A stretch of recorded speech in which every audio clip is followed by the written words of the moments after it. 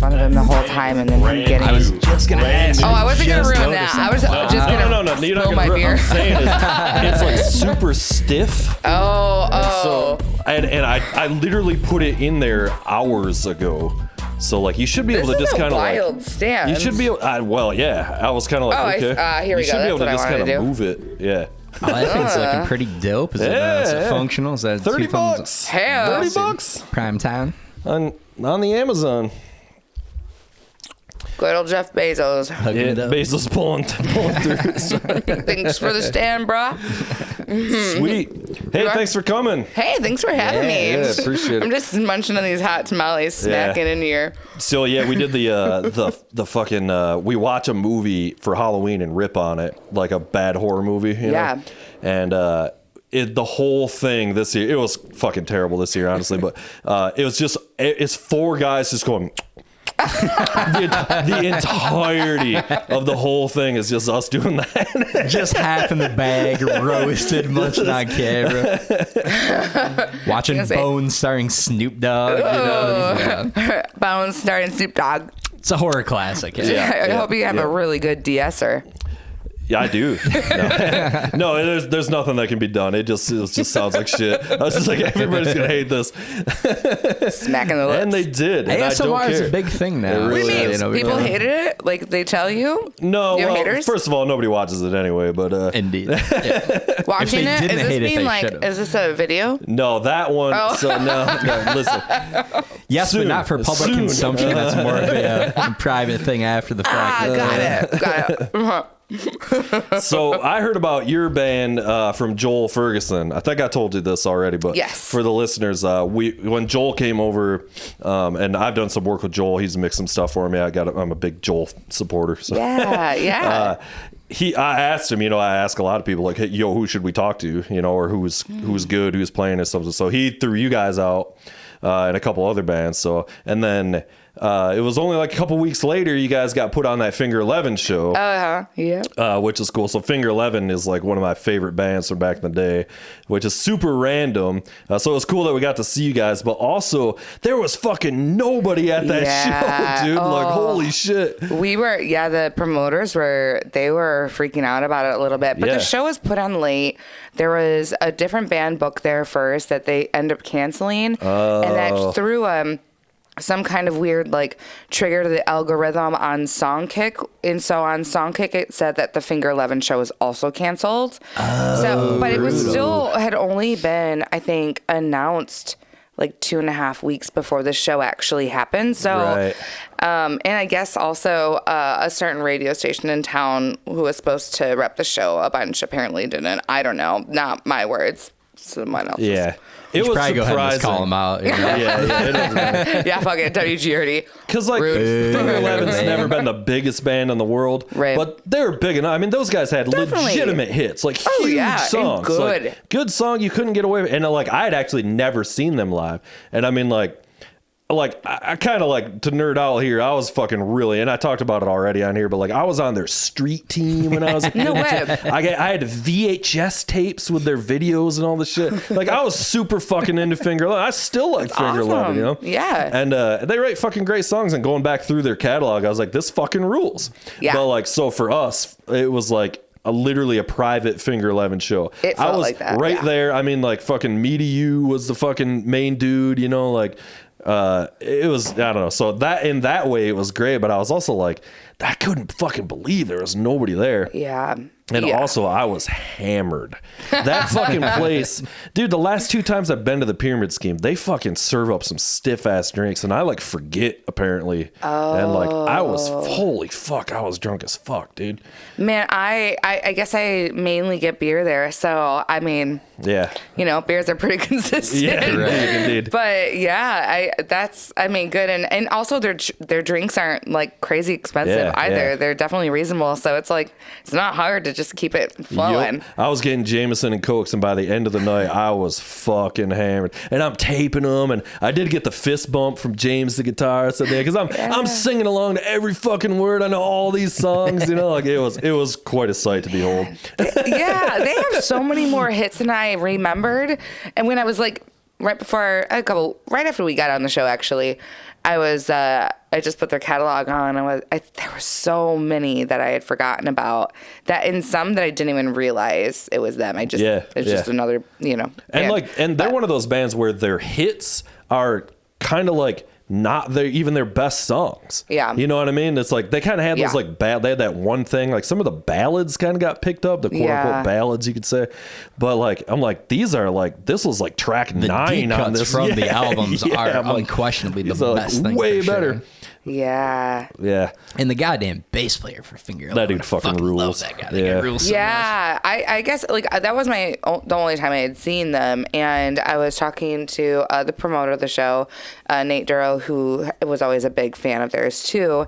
He said that we're getting older, so they're not as crazy as they used to be on stage. But he was talking about how he said the bass player, maybe it was guitar player, or both of them were just like those crazy, guitar players flipping around, and they're both still pretty wild. Even still, like the one dude who's like the other guitarist, he was like, I don't know if you were catching this, but like he was playing half the shit like his strap wasn't even on, and he's like jumping around like fucking crazy, and he looks like Gandalf. You see that shit? Like he has that huge beard and like, you shall not pass.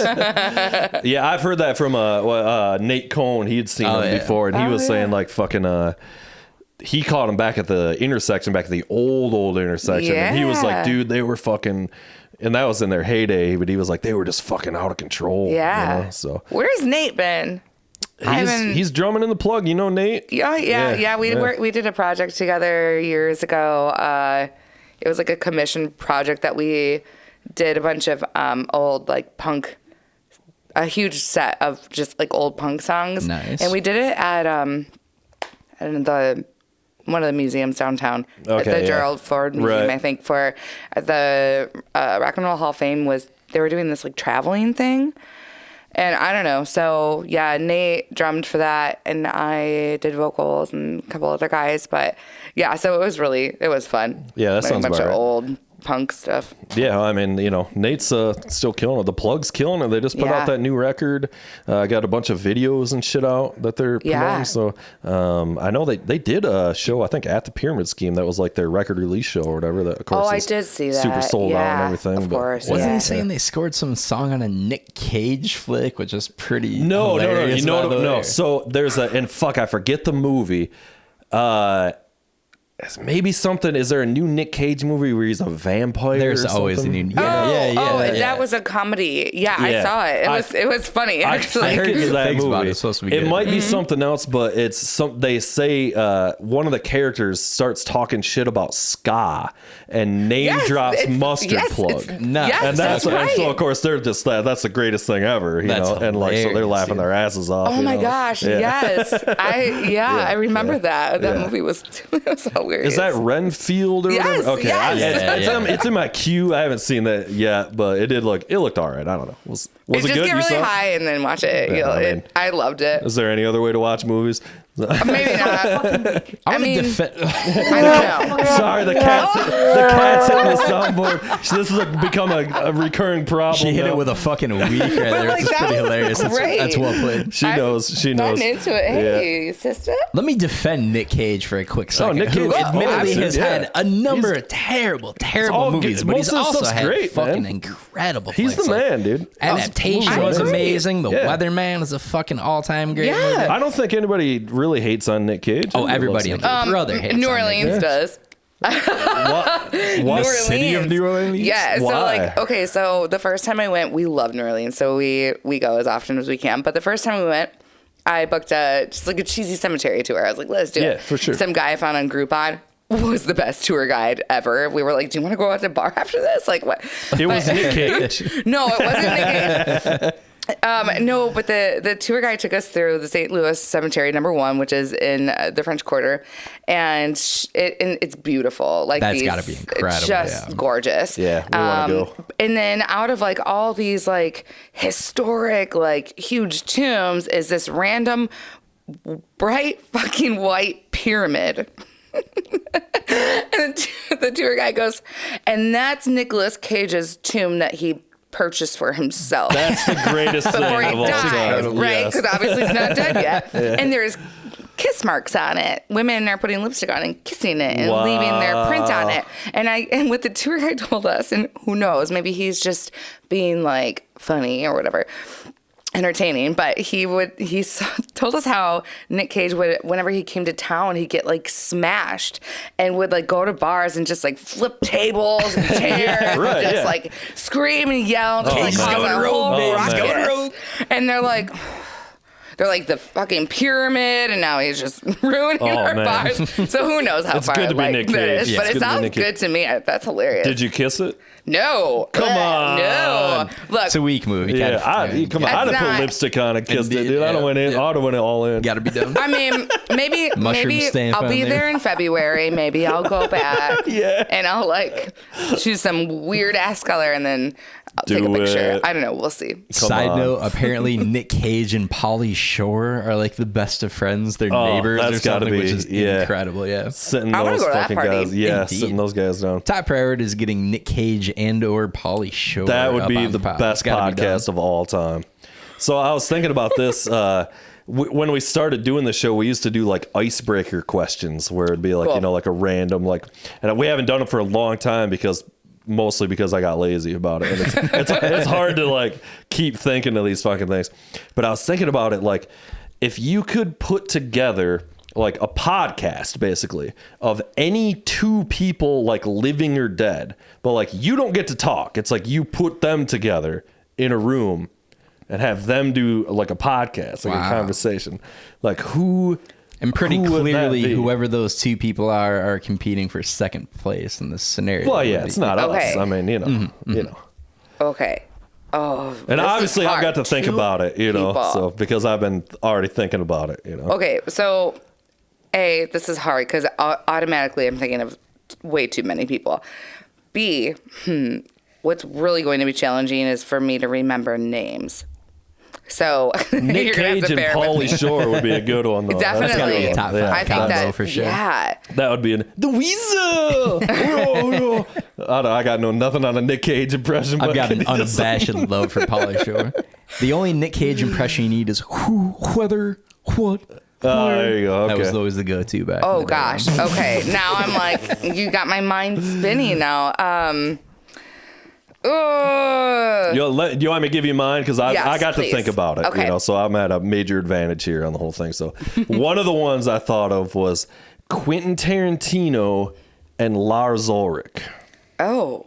Mm-hmm. We've talked about this a little bit. This and our friend Adam Wood. but Quentin Tarantino, who's like the fastest talker of all time, with Lars Ulrich, who's the slowest talker of all time. Oh no! I think that would be epic. Oh, that would be a good one. I feel like you just like chainsaw through that conversation. Like, I don't know. That might be that. Wow, that's fascinating. Well, okay, Christopher Walken. There you go. And what's his name? Between Two Ferns guy. Oh, Galifianakis. Yes, Galifianakis. Okay. And he probably had him on that show too. Probably. I don't know. I've not seen every episode of that or whatever. Me neither, but I think that's in my brain just because I watched like on TikTok bloopers from that show. And oh my God, I don't know how they hold it together. Did you catch the Between Two Ferns Netflix movie that they did? No. I didn't see it either. Which was fucking hilarious. Oh my God. Was it really? Okay. I loved it. And I actually had never seen any of the Between Two Ferns skits and stuff. I was catching that pretty regular when it was on. I've heard good things. It's a Funny or Die thing, right? Yeah. I want to say. I think, something like that. Yeah, it was like that. And then I think it was on Comedy Central or Adult Swim or something. Okay, I got picked up on Adult Swim or something. I feel like my favorite shit from that movie. So he's got Matthew McConaughey on there as a guest, right? And he goes, he's a blooper for that one. I see you've got a shirt on. Is everything okay? It's so good. Did you catch Obama on there? Yes. The fucking best thing. That's the best thing Barack Obama ever did was fucking go on that show. Man. So good. I loved it. Yeah, that was I love listening to Barack Obama talk. And what's so funny, when he first became president, my dad was like, it's good to have a tall president. I was like, what? Okay, I don't know why. That's true. But I guess because of authority. Commands. Well, that's one of the things they do in the Oval Office is that's all seated higher than the guests are. So the president is like the desk and subconsciously dominating. We got to start doing that. Let's raise this couch up like a foot to make your guests feel little and like just stare down at people. Let's put a handful of those Abercrombie books here and grab a handful of the various trilogies and prop this thing up. Obama was doing that shit on Two Ferns, where obviously it's all written or whatever, but he's like, he goes, were you really going to run for a third term or whatever? And he's like, terms are kind of like hangover movies. He's like, one was not enough, but 3 is just too many. Yes. He's a funny guy. Yeah. Obama was hilarious. Man. I mean, he had a great delivery and shit, just a good speaker. He was politics aside, pro, anti, whatever you are, like just as an orator. The guy was pretty fucking brilliant. Him and Michelle too. Like, I'm like, can you just be my aunt and uncle? Like, I don't know. Yeah. I'd love to adopt you as my aunt and uncle. Have you guys heard, I know you have, about this whole conspiracy with the chef that mysteriously turned up drowned in a lake or whatever? I have no idea. Somebody, the personal chef ends up dead. Obama's personal chef, like paddleboarding around some very small inland lake or something, because there's the whole Obama's gay conspiracy thing going on. So okay, I deleted my Facebook. I don't know anything anymore. I don't remember how I happened upon this information. Wait, Obama's not gay? Well, pretty clear. The mass is starting to check out here, but well, I mean, aren't we all a little?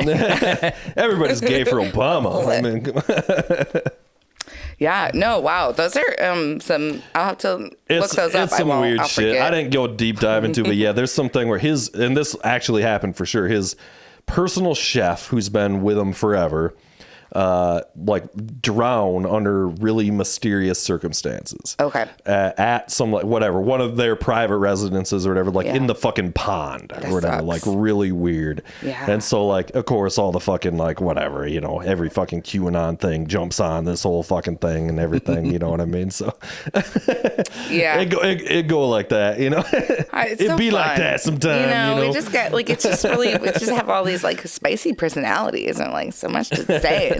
It's kind of a great time for preposterous fucking conspiracy theories and stuff going on. There's never been a better time. It's just amazing. Yeah, and aliens, man. People love aliens. I'm like, I love aliens. I think I just am not scared. I don't know. Is that weird? I just don't give a shit. No, why you got to be scared? I mean, have you seen Independence Day? Well, okay. Well, I mean, First of all, Will Smith is still with us, so we're good. We're good. Fair point. He can protect us all. Mm-hmm. Mm-hmm. Yeah. Have you guys seen this shit? They just did. Okay, did you catch a little while ago that fucking dude did that thing in Mexico with the fucking alien bodies, and it was paper. It looked like paper mache aliens. Are you following Wasn't that about forever ago? Or is this something newer? It was 3-4 months ago. Couple months back. Yeah, okay, so no, I'm not. I'm not caught up. Well, you're really out of the fucking loop on that shit. I am out of the loop on everything. That's all right. I'm only I'm only up on UFOs. That's about it. If it's not UFO related, I'm not interested. So they fucking just did, and Jordan, shout out to fucking Jordan. Was just fucking. He starts blowing me up, dude. They're doing another congressional hearing in Mexico. It was yesterday. Here's the video. It's translated. And that guy was there again. So what's his name? Is Jamie something? I don't remember, but he's definitely doubling down on this whole absurd story for sure. You didn't see the fucking alien things? Let me pull it up real quick. Let me pull up the aliens for you. I'll take it. It was 2 weeks, I want to say, after we did our congressional hearings and that whole deal a while back. And then, he brought these purportedly 2 mummified alien bodies into Mexican Congress or something. Everybody's these are clearly bullshit. Wow. You didn't see this? You didn't see this shit? Dude. Oh my God. Yeah, soak him in. He kills it. This is in Mexican Congress here. Oh my God. Are these sold on Etsy? Well, so people were doing memes of it's cake. Memes and shit Oh, are they twins? Cute. Soak it in a little bit. Okay. So anyway, they did it again though. So they just had another 6-hour Mexican Congress, the Mexican congressional hearing. We got to get Jordan back on to fill us in because he fucking watched the whole thing, I'm sure. I heard that it was just universally shat upon by everybody who listened to this thing. It was apparently clearly bullshit. This guy is just taking everybody for a ride, which is incredible. That guy so this dude who he's already been discredited in the UFO community years ago or whatever. And so it's just kind of why is this guy even allowed to speak here? By the way, to be discredited in the UFO community is a Herculean task in and of itself. You really got to do a shit the bed. The Mexicans are just hey, come on in. No SBN. No SBN. Wow. I mean, it's fascinating. I mean, it's a couple months ago, I walked into one of the photography studios that I work at, and there was one of the chicks that kind of works there, lives there.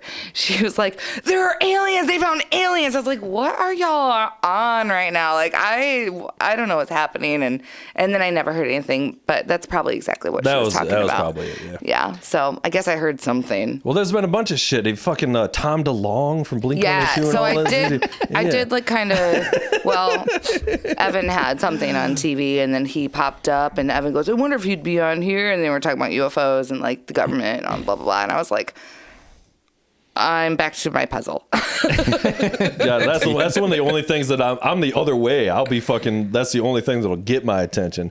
Oh, some crazy shit's happening in UFOs. When Tom DeLonge speaks, this man needs to be shared. See, no. But and that's fair because I'm also and I don't really know I don't have strong beliefs by any means, but if give me a good ghost story and I'm I want to know about paranormal. Right. Mm-hmm. Mm-hmm. I want to know. Hell yeah, I'm all in on all that. Would you want to be abducted by an alien if aliens do indeed exist? Ooh. Well, that would also insinuate that these aliens have tools to abduct you with and want to abduct you. What if they were fuck this mess? I don't want anything to do with this. They're clearly they come here, take a peek around, hey, we're all set. We're all set. I just don't.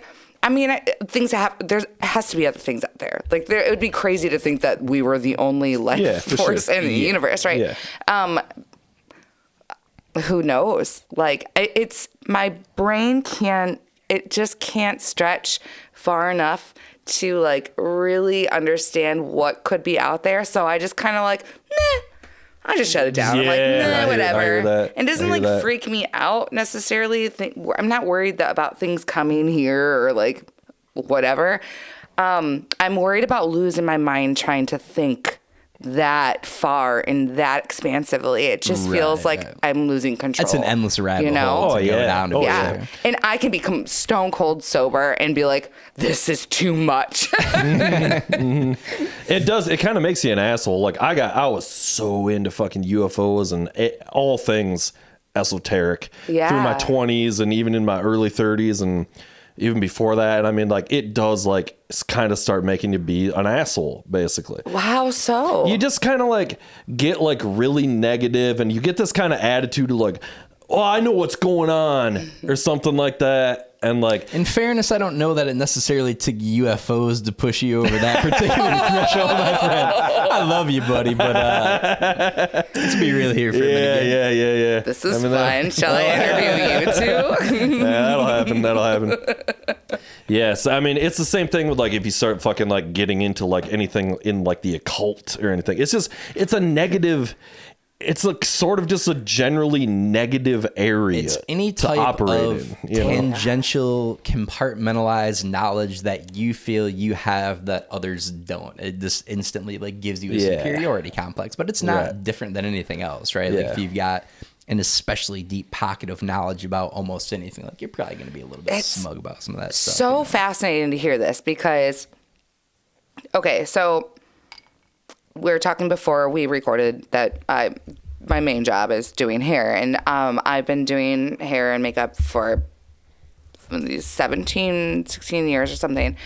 And clients, whether they've known you for 11 years or whether this is like their first time in your chair, if they spend sometimes anywhere from 2 to 7 hours with me in one session, people open up to their hairstylist like no one else, for right? Real. I don't even know if they would tell their therapist some of the things that I know, and I'm not asking for this, right? And they jump on me, and I'm like, and I'm a sponge, and I'm like, oh my God, I have too much knowledge, very critical knowledge about people that I never wanted to know. Right. And that makes me feel like not smug, not like I got secrets, but like, fuck, I have all these secrets, you know? What's the most wild, deepest, darkest tale you've been told by a client? Ooh. Well, nothing as bad as like... Name names now, come on. That would require me again to remember names, right?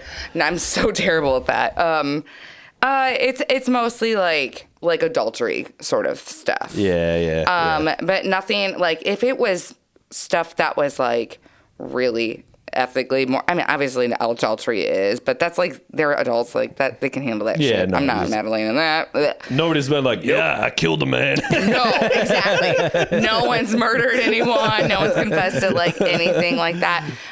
Now, no one's confessed to things that they've done. But like people sharing like some serious trauma with me too. I'm like, you just met me. Like I'm cutting your hair and you're telling me all about like childhood trauma. Like I am not a therapist. Like, the intimacy of like hair, like you 100%. Have their hair. You're touching your client. Yeah. And I mean, I am really curious about people and I'm very warm. Like I'm very like it. I've been practicing this my entire life. Even as a kid, I was like, when I first got the internet, I'm like in teen chat rooms because I'm a teen at the time, right? And I'm like, tell me your deepest secrets. And people are always like dumping their stuff. And I'm like trying to help them as a 12-year-old that has no experience in the world. And shit, that might be the best, having a 12-year-old, because they'll tell you what's up, you know? They'll tell you the truth. I'm like, literally, I printed off conversations I would have and put them in my journals. I still have them. And like I went back to one conversation. I'm probably 14 or 15. This person is speaking like they're well in their 20s or more. Like they're very well spoken. And I'm just like, how does that make you feel? And they're like, a paragraph. Blah, blah, blah, blah. And I'm like, fuck. And now I'm like, I don't want to be that girl anymore. You should like a pseudo grooming situation when you get right down to it. Just dumping on the. That was probably some fucking out there. Some huge guy named Bubba. Some R. Kelly shit going down. You should have just been a therapist. You should have just I wanted to be one. Yeah. But then my dad at one point, he was like, you don't want that. That's not going to work out for you. I don't know. These fucking therapists. I go to therapy. I love my therapist. Yeah. I'm like, I could do this shit. Like, I'd be great at this. This is easy. You know what? Now I literally have been talking about burnout with my therapist lately. And I was like, how do you do this all the time? She's like, what? I was like, listen to people like, well, for one thing, they make pretty good money, so that doesn't hurt. It's got to be fascinating, though. Like, people are just opening up the catacombs of whatever. He's like, I don't know how I do this as he fires up his BMW. Yeah, right. That's a real grind out there. I've seen what my multiple therapists have driven. And not that I have multiple therapists right now, but, you know, I've seen what they're driving, and they're not that special. My guy's currently driving a Outback. What if we went to the same therapist? How hilarious would that be? It's got a 92 Taurus. She's not here. No, she's up somewhere in upstate. I don't know. Right, yeah. All right, this is what I wanted to ask you. How did you get into singing and stuff? When did that start? Ooh.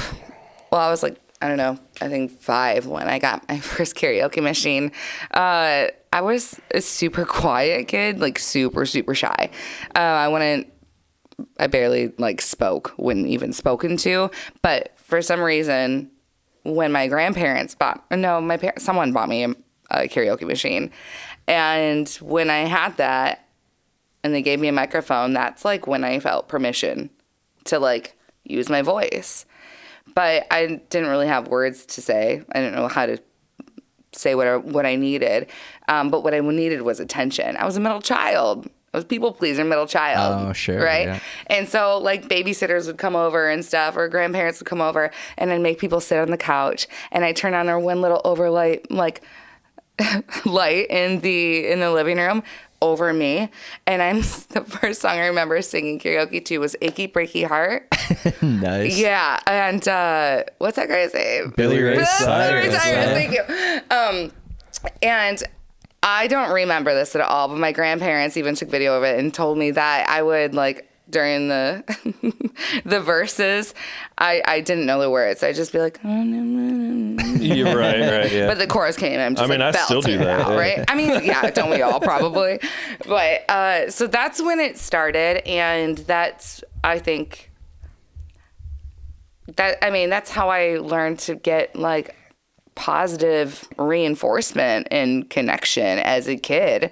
And then as it carried on into my teens, I still don't really have, like, a lot of friends. And the ones that I did have were fucking awful. Talking about that in therapy right now. So I mainly, especially my preteens and my early teens, would just hang out in my bedroom. I'd listen to music. I'd draw. I'd paint. I'd journal. I did anything I could do that was, like, artsy and creative. That's when I learned how to do makeup and hair, and that's how I have a career now. And I, like, the bands that I listened to, the musicians that I listened to, those became my friends. Now, they didn't know it. I was totally living in this fantasy world, but, like, I'm copying their lyrics down in my journals, like, if whatever song, like, fit the mood or the vibe. I did that all the way up until, well, I mean, I kind of still do it, so if that tells you anything. So what were the bands that turned you on? Like, what were you outside of Billy Ray, of course? Yeah, well, no, that, and to be honest, I never listened to another Billy Ray Cyrus song. Nobody did anybody else. You're right. I don't think there was anywhere. It's just that one song, right? Yeah. It's funny because we really didn't listen to a ton of country in the house either. But, well, when I first really started getting into music, I was kind of all over the place. My mother listened to, like, a lot of jazz, like smooth jazz and classical piano. My dad loved classic rock, and some more, like, I don't know. He was a little bit listening to some rock in the 90s too. But then I had two older brothers, and they listened to, like, a rap and country. And then my other brother just kind of listened to whatever was happening at the time. And then I grew up in the Detroit area, Motown, and so I loved R&B. R&B was my first love. Mm-hmm. And then once I started listening to more rock, I was like, I think the first CD I ever bought was Oasis, Wonderwall. It's a great album. Sorry to interject. I went to war on somebody the other day. I was out to dinner with a handful of people. I'm like, what's the story, Morning Glory? Yes. Fucking rules. The CD owns. Stop shit on it. That CD sold like 20 million. Yeah. Was that the name of the album? What's the story, Morning Glory? Yeah. Okay. Also one of the tracks on there. It's a banger across the board. It fucking dominates. Yeah. God, no. Please don't apologize for that. Did you ever see Oasis live? I never did. Susan saw him, and they fucking the dude sang 3 songs, then they got in a fight, and he left, and the guitarist, the other brothers, sang the rest of the set or something like that. Oh my God, I've heard them doing that. Oasis. I think they do that all the time, right? Gallagher brothers. Yeah. Oh shit! What if they were faking it? Awesome. I don't know. Rock and roll. I think a lot of it probably was. I don't know. Yeah, I mean, I think they hate each other now, so maybe not. That's true. That's true. Yeah, I mean, I get it. Oh man! So after that, then I really got into. So I remember the first couple more after that was Green Day, Dookie. Oh yeah, classic. I learned every single song on the guitar on that record. That was one of those. Did you really? That was right when I started playing the guitar, so it was like sitting there. I mean, it's all just power chords, so it's just fucking Oh yeah, over and over and over and over and over. That's that record fucking rules. It's still, so good. As so does good. Nimrod. Nimrod is a great album. Most Green Day records are great. I'm not like I don't really follow them anymore or anything, but I've said this on the pod a bunch of times. But I saw Green Day live like probably 6 times or more because it was like there was this era. That era, it was like every band was always touring with every other band. So it was constantly, I saw like Green Day and Weezer, Weezer and No Doubt and Green Day. And it was just just this like weird like cycle of Bush and No Doubt. Like it was like that tour, those two met, you know. Yeah. It's a real incestuous mix of 90s. So much Green Day. Sure. So much Green Day. I've seen those dudes so many times back then, and like I kind of was like, meh, but like, I mean, they rule. You know, I'm not a big punk rock guy. You know, it's funny because I'm not either. I mean, I like a lot of punk, but it was never like my main, like, genre, I guess, in the rock realm. Because then I started getting into like more new metal. Like I had Limp Bizkit, $3 Bill Y'all, but I bought it from like K-Mart. Everybody had so that. It was like rental advisory, right? Record, yeah. I could still probably sing every damn word on that album. I've also told this before, but you remember Believe in Music in Mesquite? Probably not if you grew up on the east side of the state, but like old school record shop, Believe in Music. I walk in there one day and I'm looking at all the CDs. I'm like 12, 13, however old at the time. And that one caught my eye because it's kind of, different artwork on the front. And I asked the guy, I'm like, is this any good? And it's pure Simpsons comic book store guy. And he's like, this is Limp Bizkit. This is maybe the finest album of the year. It's incredible. You should buy it immediately. And did you? Yes. Oh, yeah. As did everybody else in the nation. Fred Durst killing it for like a 5-year period for sure. Did you get into Korn? A little bit, but like I appreciate Korn much more now than I did at that point. I never loved Korn. Korn was one of those bands, kind of same with Limp Bizkit. It was like they were super popular, so it was you kind of had to, but even at that time I was kind of like, I don't really love this. It never like did a lot for me, you know. Yeah, so it's funny because like my friend group, like I said, was very small, and then within my family and stuff, I didn't know that any of those bands were that popular because I didn't know anyone else that listened to them at all. Oh yeah. But then they were like the most popular bands. I mean, I knew they got really popular, but like at the time when I was getting into them, I was just like, I'm reading magazines like AP, and then what was the later on there was another one that I read a bunch. Oh, Spin, Circus, of course. Was Revolver. Hard. I like Revolver. Okay, I'd never gotten to Revolver, but there's a few. But once I found it like Hot Topic when I was like 15, I was like, this is where I live now, right?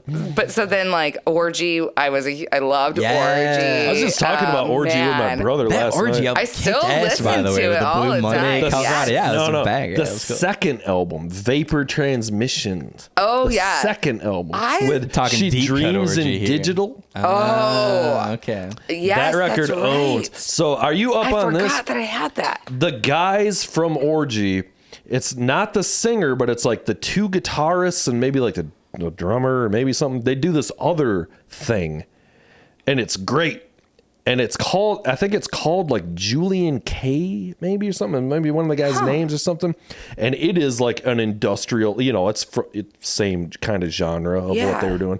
And it fucking rules. So, Mike from fucking Long After Midnight, he's got it, the deep record collection of and he was preaching it to me hard. I listened to it, I liked it, but then my brother just the other night was like, you gotta fucking listen to this shit. It's the guys from Orgy. You gotta have it, Orgy. And it's great. We pulled it up, and I was like, and he's a great singer, and we were like, how come this guy wasn't just singing the whole time? Yeah, wow, that's awesome. I'm gonna have to say it again. So I think it's called Julian K. Okay. Or something like that. And that, again, I'm guessing that's maybe one of the dude's names. But that's enough for me to use the Google, just look up, what the hell other bands are up to, It's called Threesome. It's a side project. Click. It's not quite an orgy anymore. There's only a couple of us, Good thing I have an Apple. Orgy does fucking rule, though. Yeah. Are you up on Crosses? So, I really loved it, and then I kind of got bored. Well, my understanding is they put out that album 5 years ago or something. It's that one album, and then there's a brand new one right now. Okay. Which is what I'm playing a lot. I think it's really good. Is that the Chino project you're talking about? So we're both huge Deftones fans. Yeah. Chino fans, I love Deftones. And it's of that genre that I'm kind of in right now. So we're actually catching them. They're playing like Detroit or something. So I'm going to go. When? Okay, I'll have to look. You don't have to tell me about it. Like, I can figure that out. But. Yeah, you guys should fucking get tickets. I'm sure it's probably not hard to get tickets. I feel like it's February. Chino puts asses in the seats, baby. Yeah, he does. Chino rules. I've seen Deftones a shitload of times, too. Yeah, just a couple for me, but... Fucking love Deftones. Actually, my old band, we put out a cover of Diamond Eyes.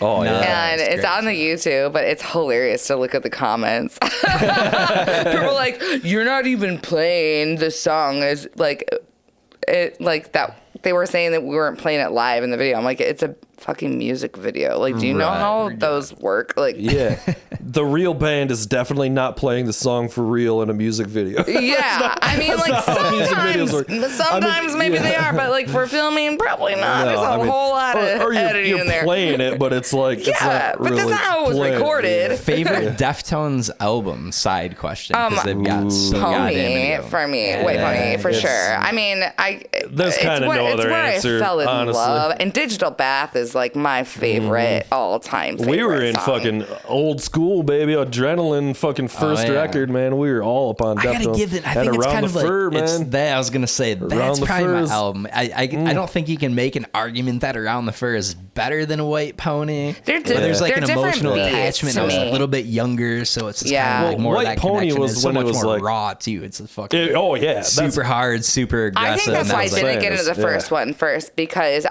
if the recording was too raw or the music felt too raw at that point, I when I first got into Deftones, I wouldn't have I didn't have the capacity to appreciate it like I do now. I remember hearing Deftones for the first time ever. Do you remember? Sean Lee's house was the first time I ever heard it. At a campfire, and fucking the opening riff from Bored. And we were like, what is this? Yeah. Just a goddamn great song. Bored's fucking awesome. Pour one out, Chi Chang, one of my favorite bass players of all time. Nobody played straight eighth notes finer than she back in the day. Fucking love that cat. God damn it. You can see the difference. Like, White Pony is very much like, okay, so they've put out 2 records. They've both been successful. Now they got record company backing, and so now they bring Crucial Maynard cameo. Yeah, true. Which come on, gotta have it. And then fucking they also bring in their guy who's been a member forever, that Frank dude who's their DJ or whatever, who was in and out of that band. He couldn't play in the band because they weren't making any money. And so once they started making money, they were like, all right, man, you could fucking be in the band full time now. So those things all kind of coalesced into like, okay, now you can make like a fucking do whatever you want record. Yeah. And that's what became White Pony, which is like way more electronics, production, where the other two were like, this is a band in a room fucking raw as fuck. Goddamn album. Goddamn White Pony's fucking White Pony fucking rules. Good. Oh, it's so good. And there's weird, now like the iTunes version, there's like different versions. It's not the same fucking version. Yeah. There's a remix of the shittier version and it's of like Back the to School first Mini song. Well, yes, and it doesn't, it fucking does not own the same goddamn way. It does not the same. I heard a story about that though, like, because didn't Madonna help, like, Madonna pushed them out or something, helped to push them up. And she wanted that song to be a single, and they were like, no. And she was like, yes, or something like that. And then now they don't like to play it live. I had no something idea. Like that. That's amazing. She owned the record company. I think it was Maverick. Right. Maverick Records or something like that. She was the owner of the record company that picked up Deftones. So yes, you are correct. And I didn't know. I don't know how much. Good on Madonna, by the way. That's well played. That's what I'm saying. For sure. Yeah. I mean, she's made some really good. Clearly, she made some really good moves in her career. But she's doing okay for herself. Picking up Deftones on that record company. Yeah. Well, Deftones fucking rule. Yeah. Yeah, she's a good kitty. I don't know. Probably my all-time favorite band, though. Not probably. That's for sure my all-time favorite band from that that came out of that era, that like early 2000s, late 90s era, and is actually still going too, is Incubus. hands down. Yeah. I'm saw Incubus. Incubus. Did you go to the show? Yeah. That was the first time I was at Van Andel for a concert. Oh, really? Wow. Yep. Jesus. I know. I've been to many a concert at Van Andel. Yeah, but I mean, I've seen Incubus there twice. So we caught them way back in the day. Well, way back in the day. It was whatever, 2003, 4. Somewhere thereabouts. Yeah. And it was fucking ruled. And then this fucking last show was super good too. Yeah, I think I've seen them probably close to 10 times now. Oh, really? Yeah, I can't even count anymore. But like, because they played Pine Knob so many times, and like the east side of the state, that's where I always saw them. Favorite concert spot probably, or I'd love an outdoor show. Pine Knob sounds great. It's I grew up fun. I was so fortunate to grow up 15 minutes from there. And when I was in high school, the company that my dad worked for actually had season passes. And so like 12 rows from the stage, he had 4 seats always assigned to the company and like little plaques on the seats. And so my dad got most of the tickets. And so I was probably 14 and he took me to see my first concert, like big concert. It was Hootie and the Blowfish. Nice. And then we got to see like... I caught Hootie once. Yeah. Hootie's touring again. Big announcement. Really? Yeah. With the Blowfish or sans Blowfish? The Blowfish couldn't make the tour. Just Hootie, his country project. Man, yeah. So we saw so many concerts there. So like Destiny's Child open up for Christina Aguilera. Oh, wow. And then they also had tickets at Meadowbrook, which I don't know if they call it Meadowbrook anymore, but I think I was 16. 15 maybe, when we went and saw, oh my God, why am I thinking, I'm blanking on her name now. She's huge in like the indie like realm. Some kind of Sarah McLachlan. Tori Amos. Tori Amos is what keeps coming to mind, but it's not her. Like more hippie. More hippie than Tori Amos? Yeah. Fair. A little more hippie still. Oh my gosh. I'll think of it. She's rad and she's actually still touring. Cool story. John Mayer opened up for her. Okay. And he hadn't blown up yet. I love John No one was Mayer. watching. I do too. Oh my God, he's a phenomenal musician. But so I do like to glow about my time at Pine Knob when I was a kid. Very lucky. My last Pine Knob show just a couple months ago. Shout out my neighbor Adam, who hooked me up with a ticket. One of his best friends is the sound guy for Alice Cooper. Oh shoot! So I got to go see Alice Cooper and Rob Zombie, who's one of my favorites ever. Yes. And Ministry. So it was a super fun show. Oh man, how was Ministry? The loudest show I've ever heard live, quite literally. I saw them at Riot Fest, and I don't have any feelings about Ministry, one way or another. I'd never seen them. I never really listened to much of their music, but I was like, whatever. We're gonna stand way back, and like they had their big monitors on both sides of the stage, and the images they were displaying, like these cartoons, like these big like punching, what are those fists? Like boxing gloves. Words are really hard.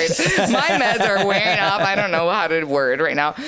These like I'm 3 cocktails deep, so I feel your pain.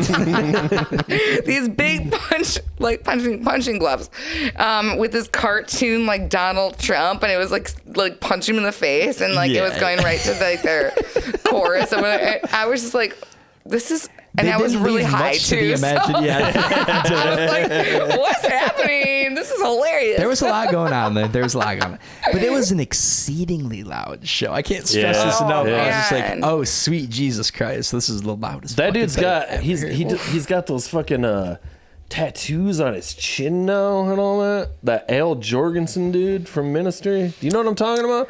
He's got those fucking those, like tribal like fucking things all down his fucking. When I first saw it like from afar, I thought it was just like I was like, wow, that's like precision with that. I thought he was just rocking a big Fu Manchu. Nope. And that's like, it's kind of new. I mean, I don't know exactly. Like, I'm not up on my Ministry shit either, but like the old school Ministry doesn't have all that shit. So that's a big swing. The tribal tattoos and the Fu Manchu style. That's a big move. Permanent. Well played on his part. You got a lot of tattoos. Yeah. I forget about them. I'm like, people were like, whoa, you got a lot. I'm like, you got a lot. Favorite concert you've ever seen was Beyonce. What?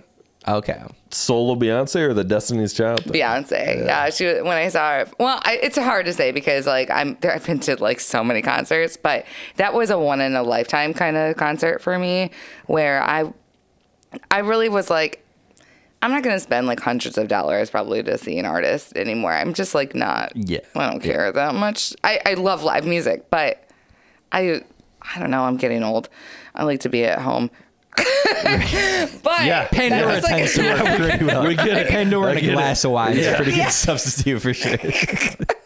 I got my dogs. Like I can wear my PJs. Indeed, it's cool. But I got to go to that last minute. My friend invited me, and she also worked at Ford Field, and so she got us all kinds of places and like the views and just I don't know. It was just such an experience, and of course, it was an incredible production. Yeah, Oh, it's the biggest. The money. Yeah. Right. So that was just kind of out, like, felt a little bit of an out of body experience. But then again, there's been so many. We saw Thrice a couple years ago at Riot Fest, and oh my God, I've seen them a bunch of times. Seen them, but this day in particular, I don't know. I think I was getting like it was kind of like I was kind of chilling out that day. And the sun had gotten to the right point. The temperature was just right. And the sun was just behind the stage. So you can see it perfectly, but it's like illuminated behind. And they sounded incredible. Like you would never think it was an outdoor show. Yeah. Outdoor shows can sound better sometimes. Yeah. And then that same night, Coheed, I think it was the same night Coheed played. That adds up. We were way back from the stage, and it started storming, and I thought they were going to shut the festival down because there's thunder and lightning, but they didn't. They kept it going, and I was like, this is wild. The stage, of course, the crowd is huge. The stage is lighting up. It's dark, and they've got these crazy lights, and I'm back here just taking a couple pictures. So I have this picture where I'm back, and it's all dark, and the stage is bright red, and then above you see this giant, like, lightning bolts. I'm painting a picture for these guys. So you guys can't see it if you're listening. And it ended up getting, like, Riot Fest even shared it because I was like, this is some kind of magic, right? It just felt like, I don't know. That Ghost felt Riders spiritual. In the sky. That is spiritual such a fun for me. live show. Oh my God. Coheed rules. Yeah, they do indeed. So good. Thrice rules too. The first time I saw Thrice was with Deftones. I've ended up seeing them a bunch of times. I fell off on the Thrice train after they kind of like broke up for a while there, and like I kind of fell off of that train for a minute. But like some of the newer albums, I wasn't a huge fan of. But when they did those Element records, like the Water and the other, like those were killer. The one before that Viet. I broke out Vihishu the other day and listened to that for old time's sake. So still good. fucking dominates. That's the record for me. That one rules. If you guys haven't listened to the new stuff, I need to get back on it. You should. Horizons is like, that's my running record when I run. I mean, for I think a year straight after I saw them at Riot Fest, that's all I listened to. And in fact, it's pretty much two now too. It's been years now. I'm like, I'm just going for my run listening to Thrice. I mean, I think the biggest Thrice fan of them all, by the way, shout out to the speaking of the conversation earlier, Julie Swanson. Shout out really? Julie. Loves her some fucking Thrice. Absolutely. Indeed. That makes sense. Yeah, awesome. Fucking what do you think's the best concert you've ever been to? I mean, we've seen hell of a lot of shows. It's a tough question because like you get so much of that emotional connection. My answer is probably still the first concert I ever saw was Rob Zombie, and that was the original album Encore. First concert? Well, first big concert. Like we had gone to a number of smaller shows, but that was like the first legitimate concert. And that had all the pageantry, the big like 30-foot creeper robot, the ridiculous pyrotechnics and Van Andel. So that was amazing. But Tool obviously is unbelievable live and my favorite band. So that was super cool. So it's probably got to be between one of those two. Yeah. What's your answer? My favorite concert I think I ever saw was Tool it was 2001. It was 2 days after 9/11. Yep. So we had tickets to see them originally scheduled on 9/11, and then it got canceled. And But it was more than just that. So that whole atmosphere was in the air. It was fucking wild. Yeah. And everybody's chanting USA, USA. And Maynard goes, wait till we find out it was an inside job. 2 days after 9/11. Too soon, Maynard. Too soon. The whole he even mentions that in his fucking biography. But also though that era of Tool was Lateralis, and it was like they're still young enough when it's like crazy, but they're older where the pageantry and the money behind it and stuff. So it's like this certain period in time, and there's this. I've never seen, and I've seen Tool like fucking close to 20 times, but like in particular, those Lateralis shows were just like, it was still the energy of them being a young, angry band, but still. Yeah, they've got the acumen, and they've been playing together for a while, and they're super tight and super awesome. Yeah. I've got to say, though, the most recent Tool show with the whole like filament exterior thing, the like light this really curtain. thin filament light curtain, they project stuff on. It was fucking, it's such a brilliant Nine show. Inch Nails so awesome, was the first band I ever saw doing that shit, dude. With the curtains. God. 9 Inch Nails was doing it multi-layers deep, so they'd have like rain and shit. So it'd be like a curtain of lights, a couple guys, a curtain of lights, couple guys, like a curtain and the drummer or whatever, like some shit like that. And it'd be like 3D of these light curtain things, dude. That was that fucking. I've seen them at Pine Knob twice, but whatever. Biggest concert regret. I don't know if it was that show, but it was Soundgarden and 9 Inch Nails. That was the extra Pine Knob. ticket, and I didn't get. And Soundgarden's like one of my favorite bands ever, and I had a big 9 Inch Nails phase as well. And fucking. Well, I didn't go to fucking Soundgarden at fucking DTE, or was it? No, or where did they play? In Detroit, anyway. The night he fucking killed himself. I had friends going. I could have went. And fucking it was like a Tuesday night, or I'm probably not gonna catch it, I gotta work, blah blah blah. I wake up the next morning and it's fucking R.I.P. Chris. I'm like, what the fuck? Yeah. Out of control, man. Never saw Chris Cornell in any of his projects. That sucks. Never saw Tool. Oh, you're missing the boat. I feel like every time they come in town, I don't know about it until afterwards. And I'm like, cool. And then I see all my friends like, I'm in Tool. I'm like, dude. But I will say I am a bigger Perfect Circle fan. Yeah, that's fair. A lot of ladies feel that way. I get it. I love Tool, and Pussifer is great too. But I think Perfect Circle is sexy. Like that is there's a feminine quality to it. It's quite really literally what it is. You're right, and I feel like Pussifer might even take like another step further into that. Maybe, I don't know, but Perfect Circle weird. is I love like Pussifer too. But I've seen Perfect Circle probably 4 or 5 times. Yeah, I've only seen him once, and it was at the Deltaplex, and where you were there when you did the shake weight thing. Oh, but his wine also. Yeah, it's great. I love his wine. I did get to go to one of his tasting rooms in Old Town Scottsdale. In 2019. I got one of his bottles right there. Oh yeah, that's the Judith. Yes. Yeah, that's the bottle where he scattered his mom's ashes over the fucking thing. Oh, Judith. I didn't know that. A little bit of Maynard's mom and every sip. Yeah. Oh well, I've drank his mom a few times. I gotta say, Pussifer gets honorable mention for one of the most fun shows I've ever been to. And we just caught him, like he's caught him many times. I just saw him for the first time. I have loved him forever, Super but fun. A handful of months back, glorious tickets, like second, third row. I bow to you, sir. But it's just kind of the perfect blend of like choice. It's comedy. It's a comedy tunes, element. But it's a show. Yeah. It's Absolutely. like truly a show. And there is that it's the kind of not stage banter, but the chemistry between the vocalist and you're right, like his lyrics are really like, and there's 2 singers sarcastic. and it's I love that chemistry between. I love the chemistry between 2 singers. Yeah, I really do. She sings for oh Jesus Christ, what's Everybody Wants to Rule the World and Tears for Fears. Yeah, she sings for Tears for Fears too. Okay. Yeah. I never knew that. Yeah, was the same person. Yeah, she's basically like the same role almost, or little. I mean, whatever. She's like a backup singer or something. Tears for Fears. Yeah. Wow. Cool. I know. Yeah, she's neat. Cool. Listen, I got to get another drink, so let's take a break. Yeah. Yes.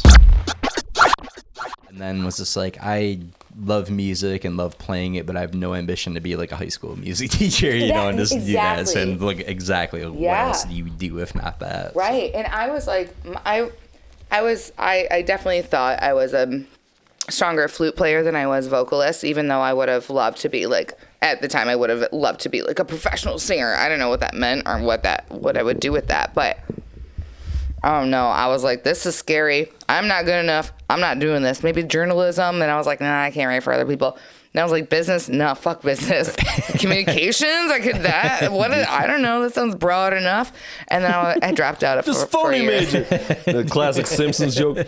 You can always fall back in your major in communications. Oh dear Lord, this phony major. I didn't know. This phony major. I had no idea. But like seriously, that's true. Except I didn't. I dropped out and then went to cosmetology school because at that point I had been doing hair and makeup for years, self-taught, and thought it was really fun and people liked what I did. And so I got accepted into Berkeley, and I still don't know if I fucked up but you know, it was like, it's kind of the same deal. Like, I don't know if what did you want to do? I mean, I got accepted as a drummer into Berkeley and was kind of like, again, like, I don't know if I should do this or whatever. So I ended up going to school for graphic design and shit, which is what I do now. But it's just kind of like, I don't know, should I do it? It says you can't ever say. But in retrospect, all those decisions led us right here to this couch and this dominant podcast with tens of listeners and weeks. This is more important than your big drumming career. But also, do you have to have a degree? Like, what would you have done with that? Yeah. Drum? Well, so, so many of my friends were vocal majors at Western, and it's kind of like the same thing. It's like they got these degrees and like, I mean, and it's one of my best friends. Like I said, it doesn't matter. Shout out to Inglot, but the fucking, he said, they don't teach you how to like get a gig or like, like make money or whatever. So it's, and like, that's like so much more of it than actually like the singing part of it, 100%. If you're gonna graduate $60,000 in debt, they should probably give you some fucking hint of an insight as to how to get paid doing said major. Right, and if you're going to Berkeley, I mean, I have no idea the going rate for Berkeley, especially out of state student. I don't know either anymore. I mean, that was insane 20 plus years ago or whatever now, but yeah, it's got to be absurd, I would imagine. Yeah. But I got in, goddammit. Well, that's awesome. I think, I give you brownie points for that. You even tried. You submitted an application. No, they called me. I'm proud of you for that. And what? No. Wow, you should have kept going with that. You had me. I was like, oh my God, tell me more. Full ride. No. That's awesome, though. Like, Dean, you got to check out this red-haired ginger down here. This red-haired ginger. Double redhead. It's unbelievable. Wait, it's never seen anything like it. But is it a stepchild? It's fantastic. So I'm so good. All right. Bad dad jokes. That's what I'm mostly good at. Bad dad jokes. Love a bad dad joke. There's no such thing as a bad dad joke. Unless you tell it badly, which I do. Almost exclusively the story of my comedic career. Speaking of which, do you have any news stuff you want to talk about this week? I do have some news stuff. Really? Okay. Are you prepared to lower the bar? Because they're not good. I mean, the bar's been pretty goddamn low this whole time. So I mean, don't be absurd. I bring bangers to the table week in and week out, my friend. Let me go ahead and stall for some time. Is this where I insert bad dad joke? Yes. No, I've got plenty of those on deck. Okay, yeah, but you tell them probably not like I tell them, which is usually backwards and wrong. Nope, they're terrible. Can confirm. All right, let's get right into it.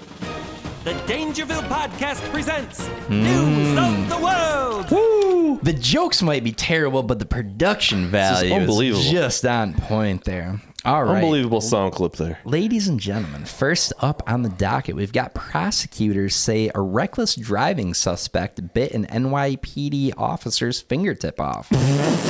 Did you see this one? Ouch! Bold move on this guy's part. Woo. So Lenny Rodriguez Cruz could be sentenced to up to 25 years in prison for leading police on a wild car chase, crashing into several vehicles and biting off the fingertip of a sergeant who was trying to put him in a holding cell. Wow. Yeah, out of control. So Lenny, who was driving home from a local Arby's that night, said he was simply in desperate need of something to eat that didn't taste like shit. What? All right, we're 1 for 1. We're off and running. All right. So we've got the world's oldest dog ever dies in Portugal at the age of 30 fucking 1. Yeah, I had that in my notes too. Yeah. Did I send that one to you? You did not. Okay. You did not. Oh, okay. what Maybe a you did. lucky dog. That's or an incredible not lucky, run. What a know. lucky owner. That's what I'm saying. He said, side note, the key was good food and long walks, plenty of exercise, and being outdoors. Okay. So there you go. Yeah. Okay. So a 31-year-old dog in Portugal that had been ranked as the world's oldest dog ever has died. Oh. The guard dog, called Bobby, pour one out, Bobby, passed away over the weekend in a veterinary hospital. Yeah. By over the weekend, I mean several weekends ago. Because like 2 months ago. Oh, Bobby, I will drink to him. Indeed. So while they say you can't teach an old dog new tricks, Bobby has proven everyone wrong and continues to absolutely crush it with his rendition of Playing Dead. Pretty on point. You are correct, sir. Yeah. All right. So man dies after jumping from Disneyland parking structure. Oh. Which is apparently a new trend. This is a thing that people are doing. I mean, if you've been to Disneyland. Hold on. All the just parking structures or Disney particular? Disney parking structure specifically, yeah. The Why? happiest of all What's parking happening? structures. Yeah, that is. I don't know. That goofy costume gets pretty punishing in the Florida heat in the summertime, I got to imagine. So police in Anaheim say a 24-year-old man jumped to his death from the Pixar Pals parking structure Wednesday night at the Disneyland Resort. Oof. Yeah. Just before the incident, the man was overheard telling his family and friends that he expected the fall to be significantly less painful than the wait to ride Space Mountain. Okay. I crapped that one out in 10 seconds when I was working today. There's probably a far funnier angle for that one. I was believing you too. I'm gubbable tonight. I appreciate your exceedingly low bar for comedy. That works out generously in my favor. And I commend you, ma'am. All right. So a man trapped in a jewelry vault overnight is freed when the chamber opens up on time as scheduled. Yeah, I saw that too. Yeah. So a man got trapped inside a steel reinforced concrete jewelry vault in New York City overnight as firefighters had to abandon an attempt to rescue him for safety reasons. Yeah. I guess they were trying to blowtorch it. It got punishingly hot in there and they had to bail. Yeah, you're just gonna live in here. Well, we'll get back to you in the morning. We'll see you at 9 a.m. Who directed them to do this? Like, even the firemen were working bankers hours. Yeah, it's 5 o'clock. Gonna get that out of here now. Indeed. Additionally, the long, elaborate, and not that interesting plot devised by George Clooney, Brad Pitt, and Don Cheadle proved to be similarly unsuccessful in breaking the man out of the vault. Wow. Yeah. Was that a movie or something? yes, it was It's a series of very, very popular movies called Ocean's 11. Ocean's 11. All right. 13, I'm sorry. You're right. 14. You're right. It's been a Ocean's minute. 9. I'll allow it. Not that great of a joke. Did you say Brad Pitt? Yes. Yeah, Okay. yeah. All right. Awkward. Mega uncomfortable. All right. We all just got a second Moving right referee along for a here. minute. Right. Episode ever. So jury awards $1.2 million to Robert De Niro's former assistant in gender discrimination lawsuit. Oh, wow. Yeah. A jury awarded more than $1.2 million to Robert De Niro's former personal assistant Thursday, finding one of his companies responsible for subjecting her to a toxic work environment. Okay. Yeah. Apparently Robert De Niro himself was not involved, but it was a company that he owns, just to clear the air on that. So the assistant noted that the events that took place were among the most appalling De Niro has ever been involved with, second only to his involvement in the movie Grudge Match, which is not a good movie, because it was a bad movie. I never heard of it. Exactly. We're gonna have to get you back on here. I love the positivity. Thank you so much. I thought you were like, it's gonna be way better next time.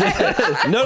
It'll be worse. It'll be worse. Perfect. I'm here for it. Last but not least, ladies and gentlemen. Okay. Last but not least, we've got a satellite's very tiny camera took a very blurry picture of Earth, and it was perfect.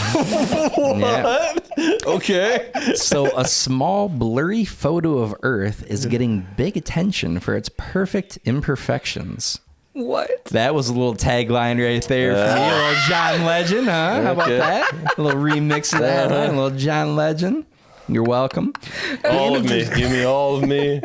The image was captured with a camera about the size of a coin's edge aboard a satellite made of 3 very miniature boxes. Yeah. Very miniature. Indeed. Very. After hastily reading the story, an excited R. Kelly, who saw only the words images of tiny boxes, offers a sizable sum in exchange for being added to future mailing lists. And that, ladies and gentlemen, is your pretty good. The gods of the board apparently opted for the good soundbite. There's a lot of directions of the miniature box. Nope. Just that one. Just the R. Kelly direction. R. Kelly. I gotta find my phone. I'll be right back. Keep going. What's she doing? I gotta find my phone. Oh, find your phone. You should get an Apple Watch, man. You can find your phone in a second. Those things are too intimidating. I don't know. I'm like an old man when it comes to technology. Oh, no. Ironically, I work in technology too, but I'm just like, this stuff is newfangled sorcery. I can't deal with any of this. It's because we're getting older. Do you have all the vitals and stuff on the Apple Watch? I do. Like the heart rate and all that good stuff? I do. I that's what I use it for a lot, but I turn off like all notifications. Okay. Only a notification will come through if someone calls me, but like I don't get notified if texts come through, especially because when I'm working and the band conversation takes off into like no man's land with like all kinds of crazy memes, I can be with a client and they're telling me their deepest, darkest secret. I'm trying to focus on their hair, trying to not cut myself or like put bleach in the wrong hole or something. What? I don't know. That would be weird. problematic. That's very strange. Sometimes things happen. And then the band chat is like blowing up on my watch, and it's nothing important, but it feels like an emergency, right? And so I'm like, my ADHD is like, fuck! There's so much going on, and so I just I turn it all off so I can focus a little bit better. Do you do any of the like talk to text stuff with it? No, I mean I have in the past, but it's usually wrong. Yeah. And then I spend more time trying to correct it than anything. But what I really love about it is that I can find my phone if it's missing. And if my phone or if my watch is missing, I can find my watch with my phone. Right. That's really nice. My golf partner, who's a wild boy, he's got one of these Apple Watches. He's got all that shit. And we'll be out there playing. And he's constantly talking into this thing, like texting back. And he's just like, that's annoying. Text wife, expecting blowjob when I get home. Period. Be on these when I return at 9 p.m. Oh Exclamation my God. point. He's probably not. What the hell's going on? He's probably not actually texting anyone. He's showing off for you guys. Clearly. It's a big swing and make a move for sure. And wife's at home like, yeah, right. Oh, this moron. I got a couple of fucking news things here. I don't got jokes. I just put just random shit, dude. So fucking. Do you guys hear about this shit? Fucking Elon offering $1 billion to Wikipedia if they change their name to Dickopedia. Fucking incredible. I got a lot. I'm not a huge Elon fan, but that's just gold. I gotta fucking give it up. Yeah, I gotta give it up to that. A huge Elon fan. Do you have more on this? Because I got a not quick specifically Elon on this. So I'm a big Elon fanboy. I love him. I think he's a grown man baby with a fucking brilliant brain. He likes to be hilarious and fucking troll people and just an ungodly amount of money. They are making. Are you ready for this? We need a drum roll sounder, by the way, specifically for this type of occasion.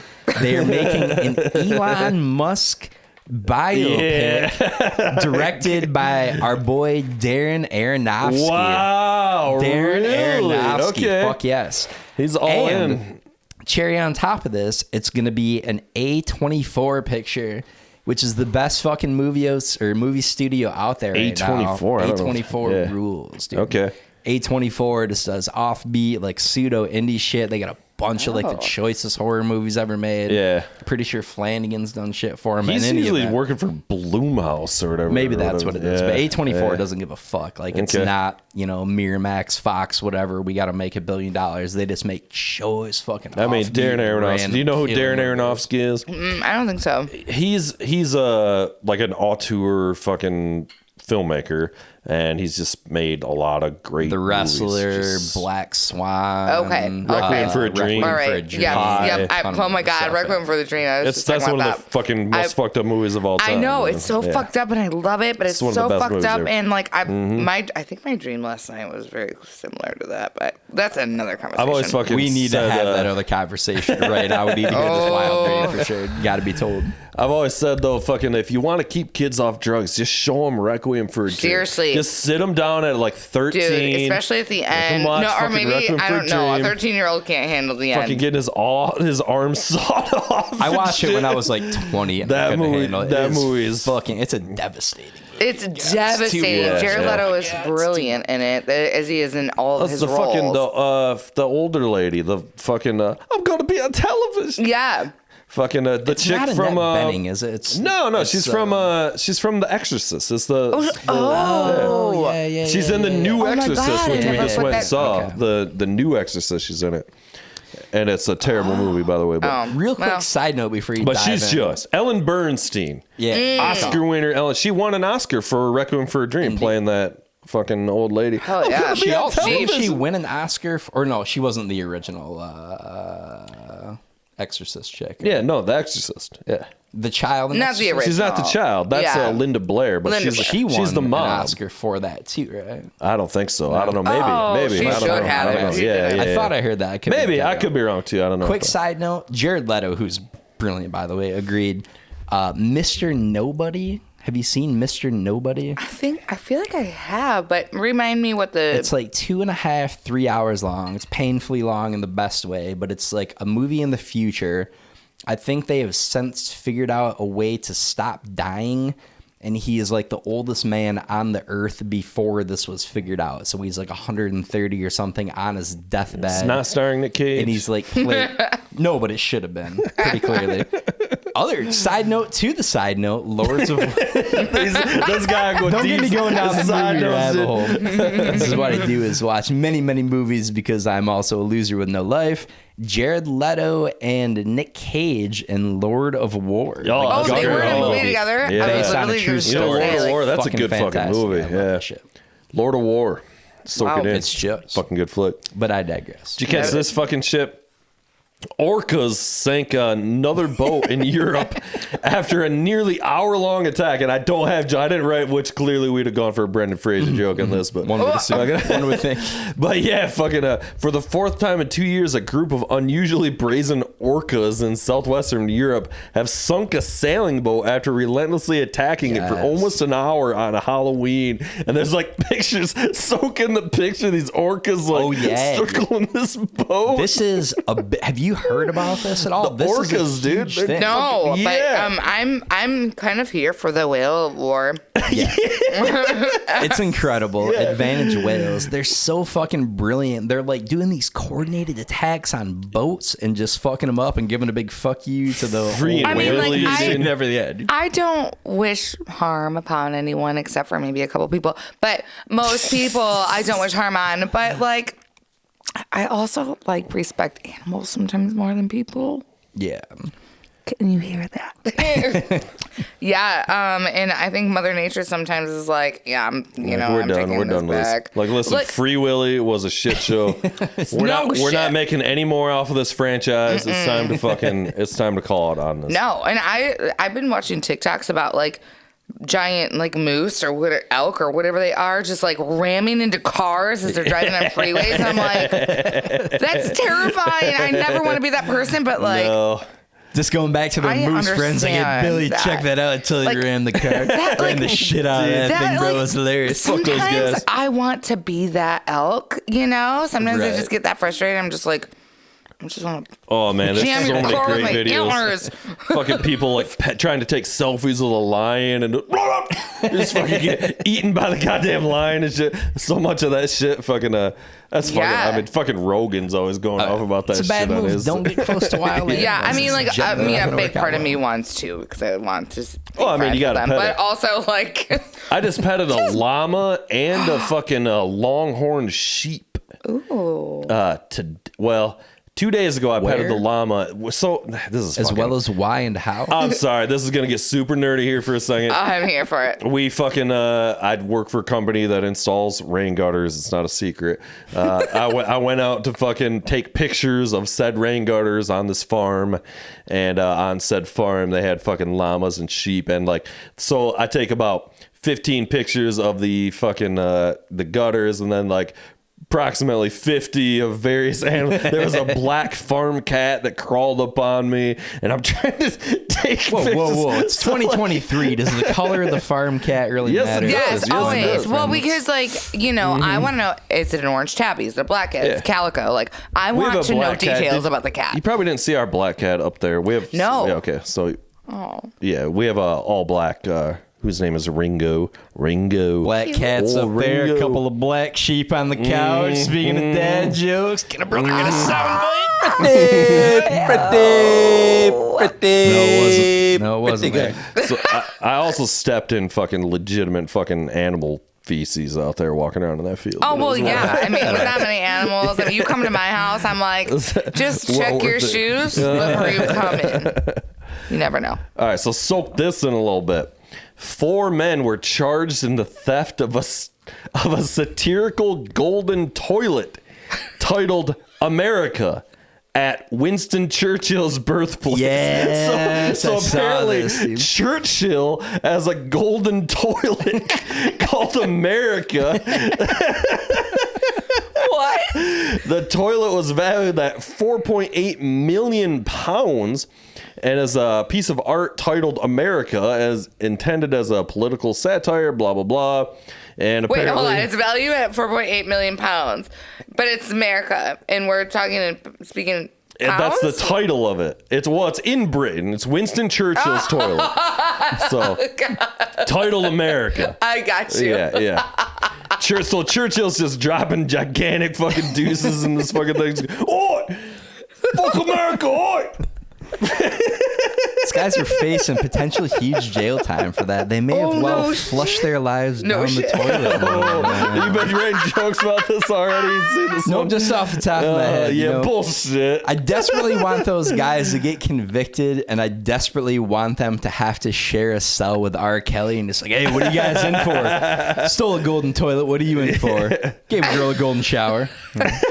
Oh, it's just one big golden family. I feel like they should have, like, if you can get away with that, I feel like you should just be able to get away with that. Like, that feels like enough, some shit we would have done back in the day enough. just for comic effect. Yeah, we got this gold Churchill toilet for sure. Let's see what else I got here. Fucking Churchill toilet, Jesus Christ. There was a lot of shit, and I just did not have time. Oh, there's the man trapped in the This jewelry must be thing. enthralling for you, by the way. I'm having a blast. I'm having a great time. I was falling asleep before I came here. But also, like, I mean, this beer's good, but I also... What is it? Makes What are me you want to drinking? burp. Like, I'm just constantly trying to keep kind myself of IPA? burping right in front of your... Stone Yeah, IPA, Stone I think I saw. IPA. Yeah, it's super good.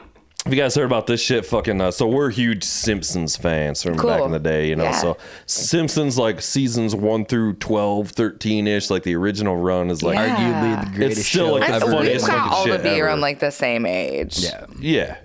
How can I ask? How old Yeah, are you? I don't care. I don't know much I just in have this to world. remember, like, 37. Yeah, okay. So yeah, we're 39, so we're the same. I think I'll be 38 this month.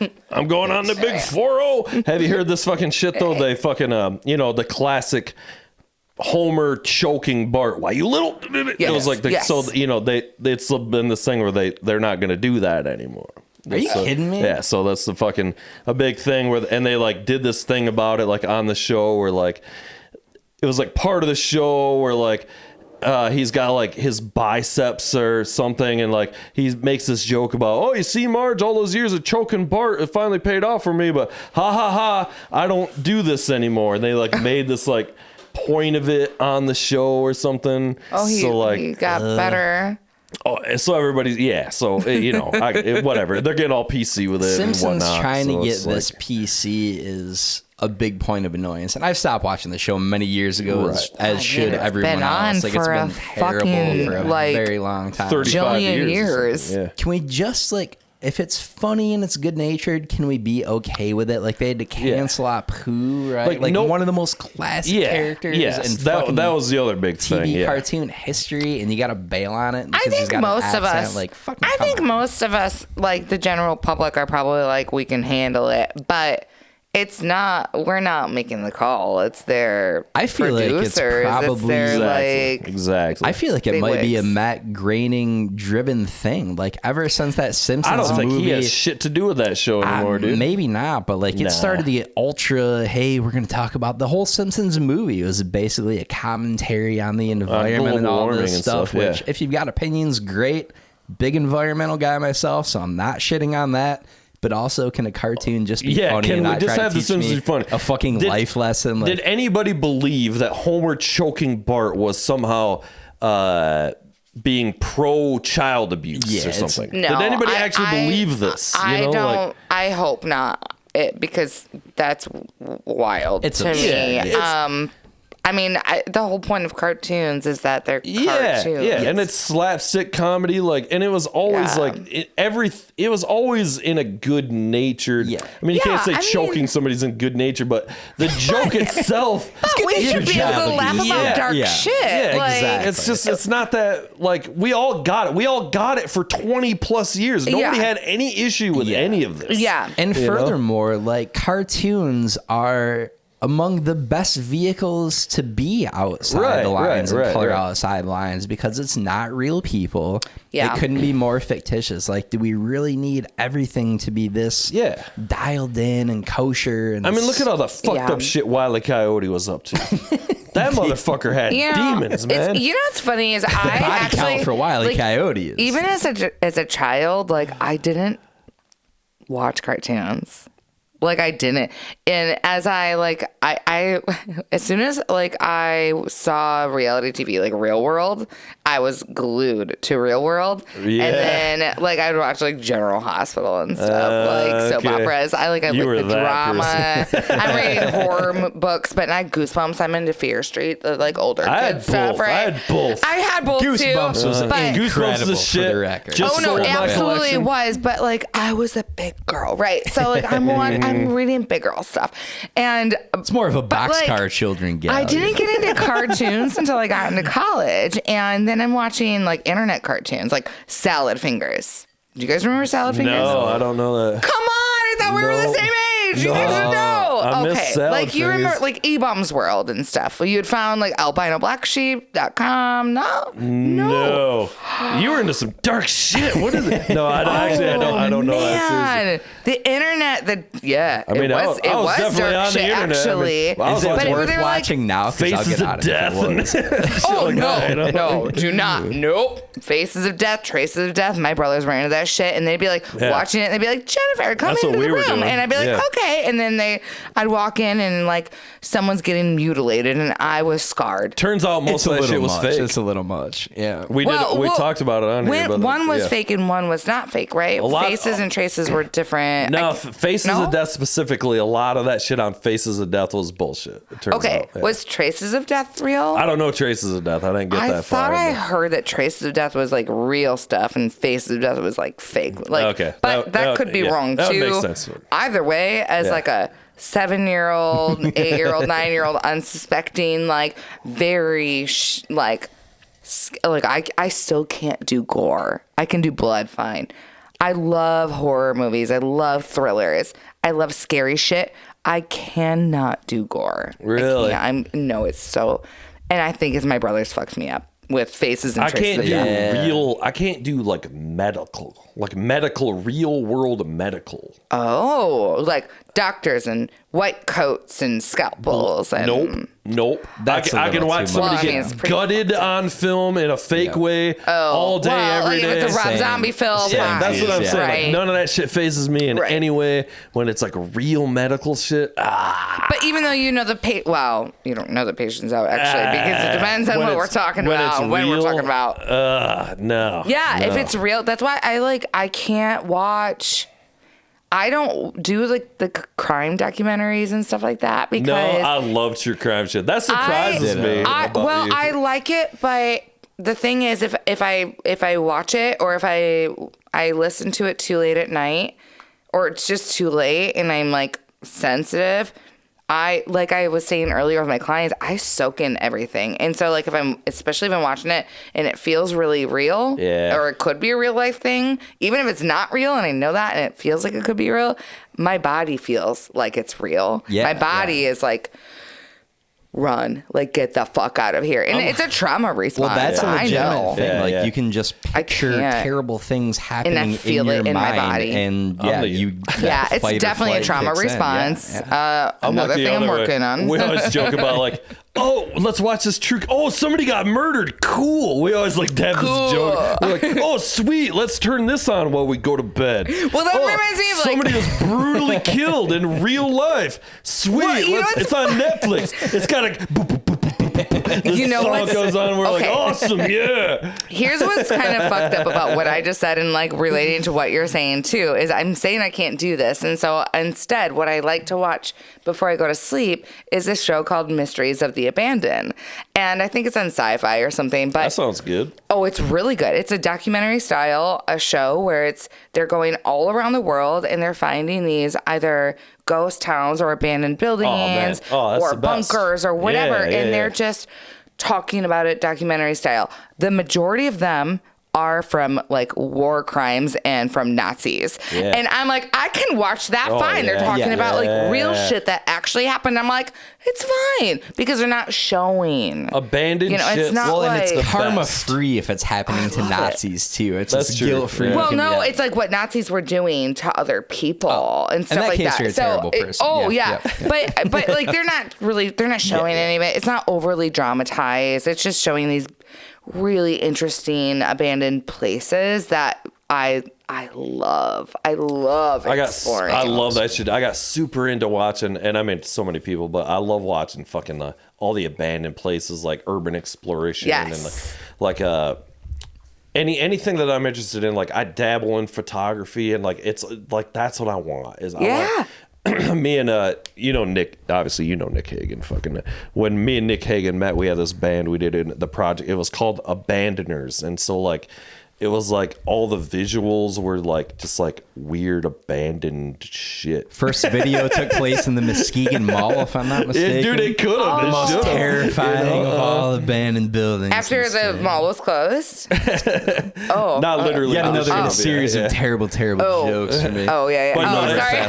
Move right past. But like, dude, I love that. Did you ever? I got super into this channel. These two kids. They're called the Proper People. Did you ever watch them? They were one of the biggest of these like urban explorer YouTube channel explosions. So like they were just going everywhere, just fucking breaking into places and filming it. And it was just fucking, I could watch that shit for hours. I mean, they broke into like nuclear plants and then like they went over to Europe and the shit in Europe was like craziest. Like holy, like shit in like Germany. Because it's so old. It's so old. So much to see. It's so much older and weirder. Like the shit that I was like, I love that shit, dude. Yeah. It's the weirdest. Fucking, they're going into sewers and like, I mean, it's the craziest. Tons of it in Detroit, by the way, of course. Yeah. So much of that shit in Detroit. I wouldn't even when I was in high school and in college and still living on the east side, we did a little bit of urban exploring over there, but I was too nervous to go to Detroit. I was like, there were some buildings that I would go in during the day, maybe, but I was like, no, I'm not. I'm not. You're asking about for to trouble if you're getting to those. I'm not. I'm like this little like white girl from Waterford with blonde hair. I'm like, I'm just gonna like creep into this building in Detroit at night. No. It definitely helps to have like a couple of dudes, like maybe somebody armed, you know. Yeah, and I didn't know. Guys like us, armed. A couple of real protectors. Yeah. All my guy friends couple of are like, ex-Marines, no. you know. Take her. My guy friends would just put me in front of them. Like, she'll protect me. I'm like, actually, I will. Because I have to. You don't need to be the fastest person in that situation, just at least the second slowest. Or the fucking craziest. Right. This is what I've learned as a woman who likes to go running on her own. Not always the safest in some areas. Wait, what's your route? Can you tell everybody what your well, they're different now. My exact route, no, because that would still require me to be running right now. I'm not. But like especially when I lived like on the like downtown Grand Rapids, I'm just running trails and like sometimes Kent trails, sometimes like off like trails that aren't actually trails that like. Especially behind like Richmond Park, if you guys are familiar with the Northwest area. We lived in the northwest side of town, and there's this like it's basically I think a consumer's trail maybe to like manage the lines. Yeah. And it's kind of no man's must land. Be glorious It can be, beautiful. But also so it's a weird line between Grand Rapids and Walker. And we had one client who was a Walker police officer a couple years back in the studio.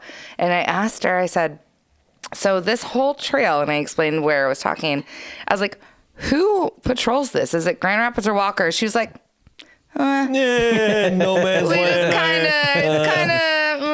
I was like, we call it the death trail. Yeah. No one. Great, because that's where I run, and I'm passing wild characters all the time. I'm like, oh, you mean Rapist Sally? No, yeah. There's a lot of things going on back there that I'm not so sure. And then they're like, no.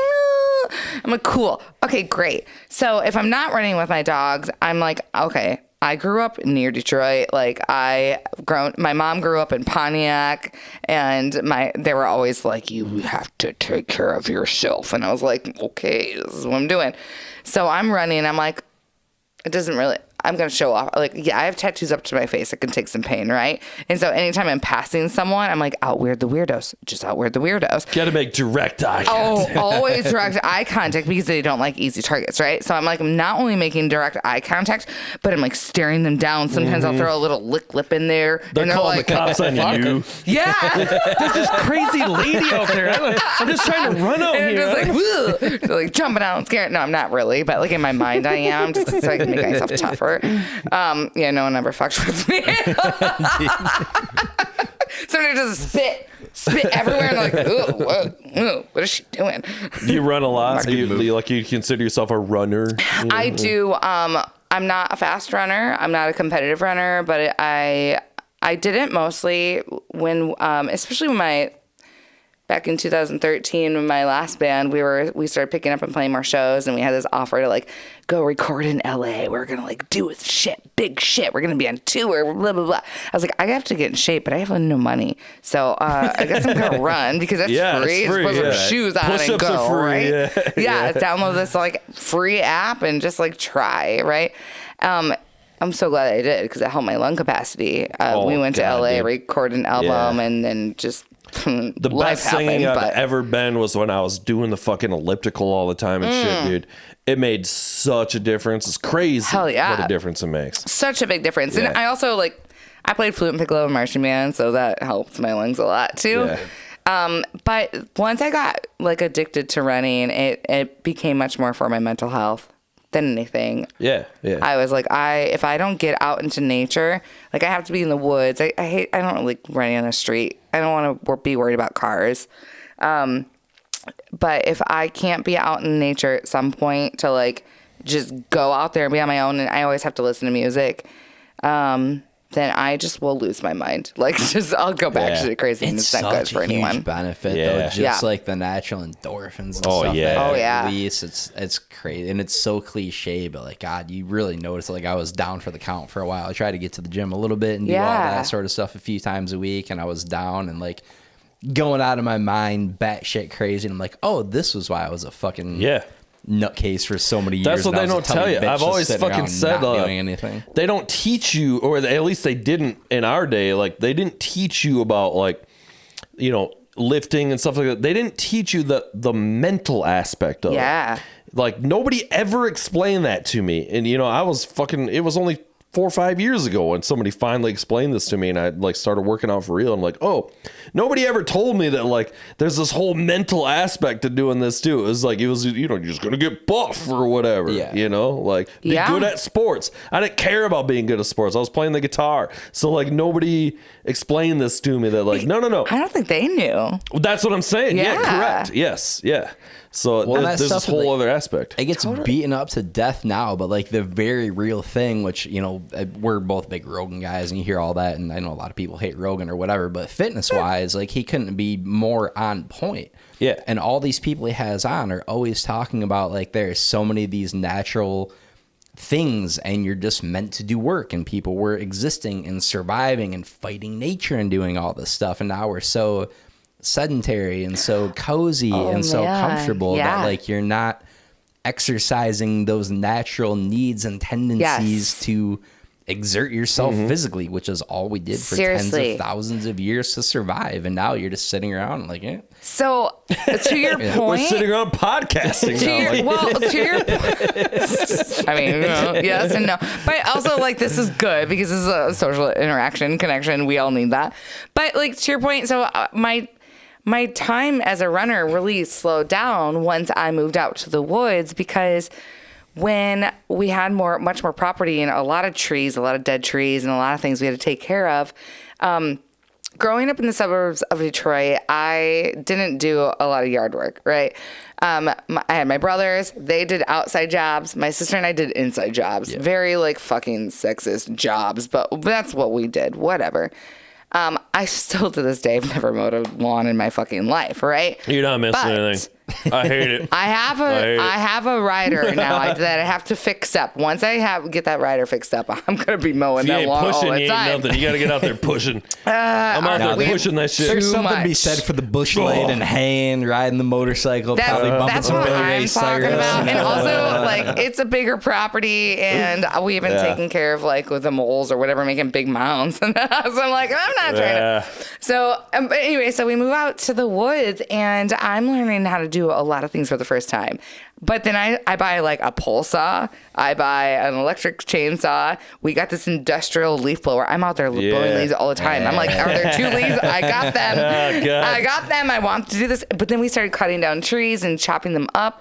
And then my neighbor comes down and he's like, you want to drive my Kubota? I was like, yeah. And he's like cutting down trees for us, having me pick up huge stumps with his Kubota and moving them. I'm almost toppling over. I'm like, this is so fun. He's like, you want to try my gas chainsaw? I'm like, yeah. And I spent like the last 2 summers hauling wood, like up and down, like, I mean, our property's pretty hilly, and I'm just like, I'm addicted to burning shit now, apparently. That's fun. So I'm like, I was not in, like, last summer was the best shape I've ever been in my life because I hauled trees around all summer long. Nice. And that's all I want. And I'm still like in that mindset, like, what can I burn today? What can I cut down come today? Over here. You know, help Susan out. We got this whole property back here that needs a bunch of work, dude. But also it'll be there, and that's just fun. I'll rent you guys a Kubota. I'll hang out in the hot tub. You guys work on the lawn. I'll be in the hot tub. We'll clean the house and cook dinner. You guys can do all the you vacuum and sweep, and I'm gonna bust down some of these trees. I was doing for a hot minute, like we were doing some hardcore camping and stuff. Just like out in the wilderness and shit. And I was doing it up old school lumberjack, baby. Like I would have all my gear, and I'd bring a fucking axe and a hatchet and a hacksaw, and I'm out there just sweating, shirt off, just chopping logs. Never felt more manly in my life. Dude, I almost bought an axe for that the other day. About doing it, it's so great. I haven't tried the axe thing. I just brought an axe home. My first axe I've ever had. I found one at my dad's, and I was like, all right, I'm bringing it home. You get a beard, a flannel, and an axe, and you're literally look I am now a woman of the woods. Hear me roar. Like, here I am. I'm ready. You're like a young Jeremiah Johnson out there just doing work. I don't even know who that is, but yes. It's an old saying. I hate that shit. I fucking hate yard work. Fuck yard work. What have you done a lot in your? Well, I mean, you're out there doing gutters. Like your job. No. I'm doing websites. So I ain't out there hanging no gutter. You're doing websites for the gutter company. I'm selling that shit. Some motherfucker. These hands, as you can see now, I've never seen a day of manual labor. All your calluses went away. They're all air-conditioned office. Back to flute, what I call flute player hands. Yeah. I can't play guitar because I don't have calluses. Oh, come on. You don't play guitar? You don't you play guitar? I'm not. No, I tried. I took some guitar lessons when I was like a teen, and I had like, the first instructor I had was awesome. He was like this old blues guy. I was like, hell yeah. And then when I went back for, I think my second or third lesson, I was taking them at Motor City Guitar in Waterford. Yeah. I love Motor City. Yeah. So I grew up right around the corner basically from them. And so my favorite music, sorry to interrupt you. It's a great My favorite music store in the world. It's amazing. Yeah. So I started taking lessons there when it was probably 2003, 4-ish. Oh, yeah. So I was about 17, 18 maybe. And then I went back for my second or third lesson, and they're like, oh, yeah, sir, he now works for the county or whatever. So we got to use this guy instead. I was like, he got a real job because he likes to eat. Yeah, right? You know? I was like, okay, cool, whatever. And this guy just like, I don't know. I just wasn't vibing. And also, I wish I knew back then that instead of playing this like weird acoustic guitar, like it felt weird on my body and the strings were so thick. I wish someone would have just been like, try electric. Yeah, right. Because since then, like, yeah, I can play some chords, no problem. Right.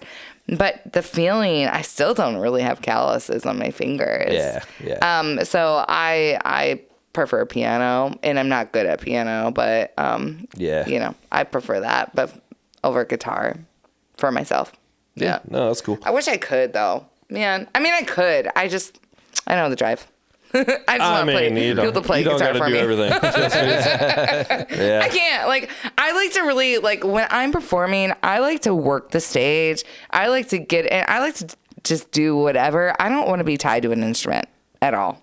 I just don't. I need freedom. I've liked it both ways. So I've done bands where I was just the singer, and I like that a lot because it is, like you're saying, there's a freedom to it. You don't got to worry about doing anything but just singing the song. When I was doing big shows and stuff, I was playing guitar and singing at the same time. And there's something about that too. Maybe it is a bit of like maybe a safety thing where you are kind of like tied to the guitar, so you don't have to like, I've never been like, I want to be like frontman guy, you know? Yeah. So like when you have the guitar strapped to you, you know, there's like instrumental sections or whatever, you don't have to like do that. Yeah. You know what I mean? Yeah. You're kind of like, you get a pass out. And also I love to play the guitar too, so I'm also like playing these riffs and singing it, but it's a lot fucking harder because you're doing both of those things, you know? Yeah, but you're also a drummer, so you're used to doing like multiple things. I'm sure it's different, right? Like you just kind of like, the way I was doing it was you'd really like, it's kind of, you really learn the guitar parts and then you start doing the vocals on top of it. So like your hands are sort of become automatic with the guitar riffs. Yeah. So I don't know. I'm not to that a lot. place yet with piano. Like I fuck up so hard, so bad when if I'm playing piano and I'm singing and of course like our songs are never written in like just 4/4. Like the guys are like, let's make the time signatures weird. I'm like, oh my god, it's 5/9. Like I'm just like learning really. That's still. not even a time signature. They're like the first song I played with Lokella on piano. It's all in 7, and it starts off with piano, and and if I look across the stage at Evan, Who knows? Like, I'm gone. I can't fit. So then it becomes a big joke, and then it's funny, and I'm sure it's still fun, but for the crowd. But then I'm like, cool. All right, yeah. Where's the tone beat? Where's the tone beat? I'm like counting. That's a joke. I'm counting 1, 1, 1, 1, 1, 1. You're waiting for the count off. Can we talk Lokella for a second? Yeah, Can sure. we do this? Absolutely. You guys rule. Thank you. That's the extent of my deep dive analysis, essentially. But no, when Joel was over, like to your point, we were kind of asking him, like, hey, do you know anybody that'd be good to have on? He's like, hey, you got to check out these Lokella guys. Started to play a couple seconds of the song. We were both like, oh, this is fucking awesome. And then kind of went down the rabbit hole of all your tunes and stuff. Man. Big fan. Loved it. Wow, cool. I appreciate that. Yeah, it's funny. I don't know if Joel even remembers when I was at his studio when I did some guest vocals for Automatic, like 2019, 18, I don't know. Well, he must have. I mean, he threw you guys out. So yeah, it was literally the first thing I think he brought up. Yeah, that's why I asked him, and that was that, and there was a couple others who I have in my phone somewhere. yeah. If you ever need more, I got more. You want like a prog metal band? I got one right in my shirt. That was my thing. Who's on your shirt? What's going on there? Fidaken. They're Grand Rapids locals. Okay. Good buddies of ours too. Sweet. So like prog metal. That they call it something weird. I don't remember what they say, but they're really working hard right now. Nice. I think they're about to put on a new record. Yeah, I think they just finished recording. No, they're still recording. Maybe, I don't know. Yeah, I don't know. They're all over the place. Yeah, well, it's the same thing. I mean, that we'd ask you too. Who should we check out? So, Well, I mean, have you guys heard of Charles the Osprey? Yeah, I don't know that. Yeah. Okay, so Raph from Charles is also in Fidaken. Okay, and then our good buddy James is vocals. Yeah, I kind of been so out of the scene for a while that I just kind of I kind of missed a lot of stuff, same. you know. Yeah, and I was doing my thing, and then that kind of fell apart, and it was just kind of Yeah, I know. I kind of I haven't stopped going to shows, but I mean, I did for a long time. COVID fucked I'm more everything. back in it now. You know, well, it's such a big this is I realize the epitome of old man thing to say, but it's so much work. It is. Get out and get ready and go to the show and real jobs and all that. Put actual clothes on, which is not something I generally do working from home. You know, it's I know. I get dressed and take a shower. This is I know. It's so much, especially in the later months and when it gets dark so early, we're we got circadian rhythms. Dude, dementia's the worst. On the time change, someone say dementia's the worst. No. He said the mental drain, but yes, dementia's not good. It's the worst. It's really not good. Can confirm it is a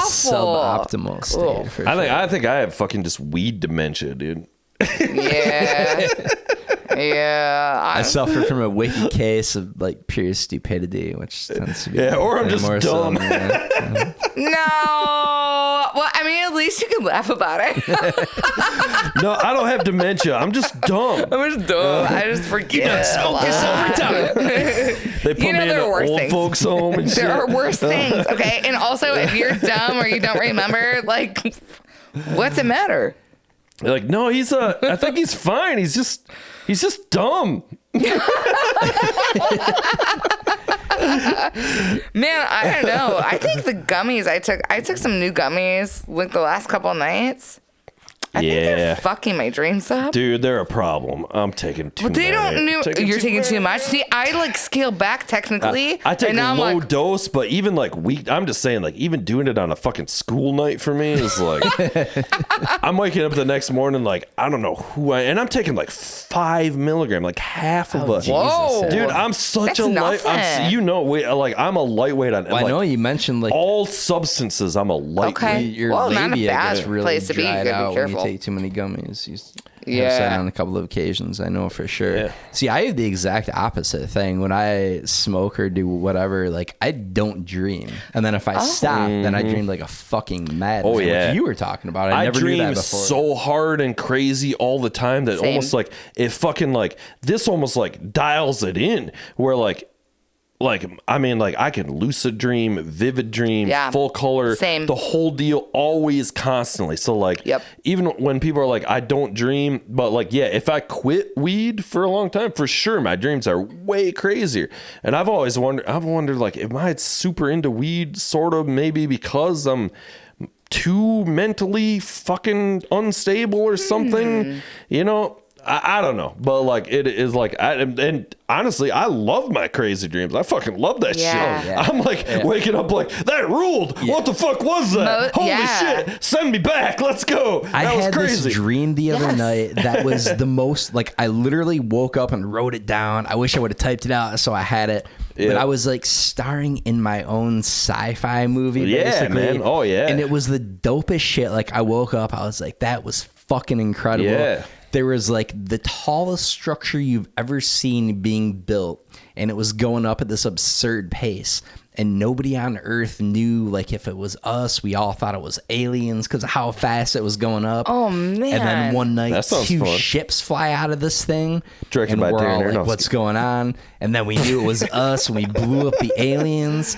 And then I was thinking to myself, starring like, Will Smith, am I in a simulation? Is the simulation thing real? Because this is so awesome. Like, did I pick this most awesome time? Starring Keanu Reeves. And then we all got beamed back to the 50s, and we were all in this class of chosen people who were eventually going to build the thing that saved humanity. Wow. Which timeline-wise maybe doesn't check out. It's written down. I got notes on my phone that are shit written down like that. Like, this is an epic plot of a movie. Yeah, dude, you got to write that shit down. Dude. I woke up, I was like, this is so much sweeter than any movie I've ever seen. Yeah, you could, like, sell it to Hollywood. At least Netflix. Right? You know, they'll buy anything. Well, yeah. You maybe get it on YouTube. Amazon, whatever. We'll get there sometime. That's wild, man. It doesn't matter if I'm like how much like gummies I've taken or how many milligrams, I suppose. If I drank or not, I dream like crazy. And my tolerance has gotten really high, but I don't sleep if I don't take a gummy now. Like, I'm not a good sleeper. Yeah. And if I don't take a gummy, but then I got up to like, I think I was like taking like 20 milligrams, and I just tried this new strain this new brand. For the last couple of nights, it's only 10, which is fine. I'm sleeping, but last night I don't think I slept very well. And you know, like, do you guys ever dream and then you wake up and then you fall asleep and go back to the same dream? Yeah. Okay. Yeah. And then are there times that you want to do that? You're like, put me back there, right? Take me back. Yeah. Mostly I've had that where I'm like, I want to, I might not get back. Last night I kept waking up and I might have woken up 1 or 2 times. And it kept going back to the dream, but I did not want to go back. In my dream, this is like one of the most, I've had only a couple, I've had a handful of really fucked up dreams. I've never tried to commit suicide in a dream until last night. Whoa. I poisoned myself. Some other person I knew did it, and it worked for them. Right? It was like a motor oil or brake oil or something that you put in a hard way to go. Some kind of vehicle thing, right? Yeah. Are you having car trouble? No, not at all. No, but I'm like, I need to do some deep diving into. I haven't talked to my therapist about this yet, but I'm like, oh shit. In my dream, I was like, we're like, okay, so this new puppy we're actually getting in real life. I was waiting for it in my dream, and I was like, okay, once this puppy comes, I'll get like everything settled in with the rest of the dogs and Evan and the family, and then I'll poison myself, right? Why? I don't fucking know why I was trying to do this. That's deep. And so I drank it. And then I changed my mind. Maybe it's just that terrible IPA you're drinking all the time. No, it's probably all the wine, because literally I've been drinking too much wine, right? Shaming myself, it's poison, blah, blah, blah. It's probably the wine. And so, but then I changed my mind, and I had already drank it, and I was like waiting for like my body to start shutting down. I just said shart. It's fine. It's fine.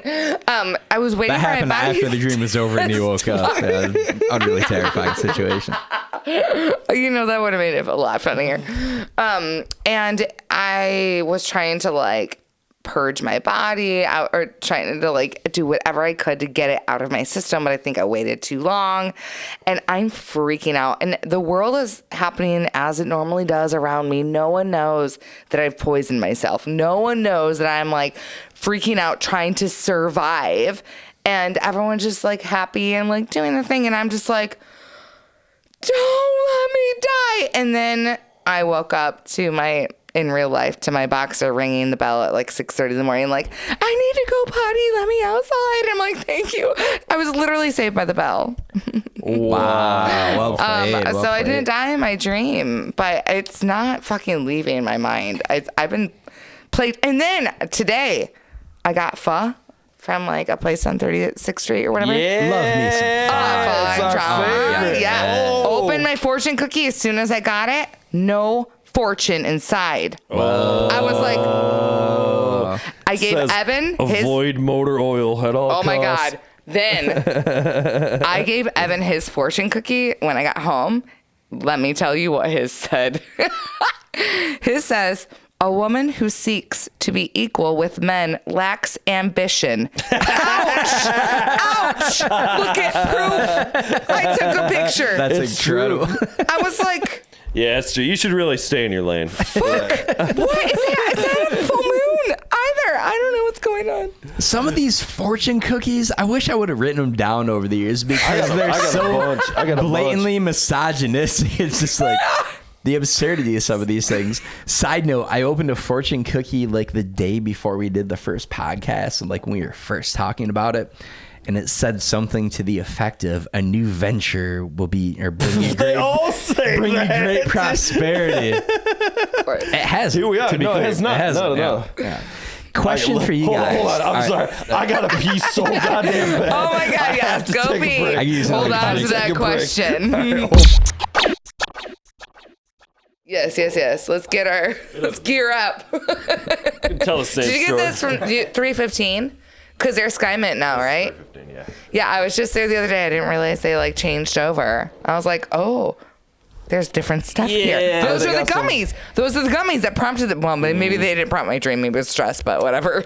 I've got like, so some people apparently don't get affected by it, and I wouldn't go so far as to say that, but I've got like a ridiculous tolerance for gummies. You have a tolerance. Some people do. Tolerance for everything. Yeah. Oh yeah, they don't affect Evan at all. I must have a dominant liver, which works out very nicely for my True. like, oh fuck, maybe I'm really fucking my liver up. Ass off, and then weed edibles, like.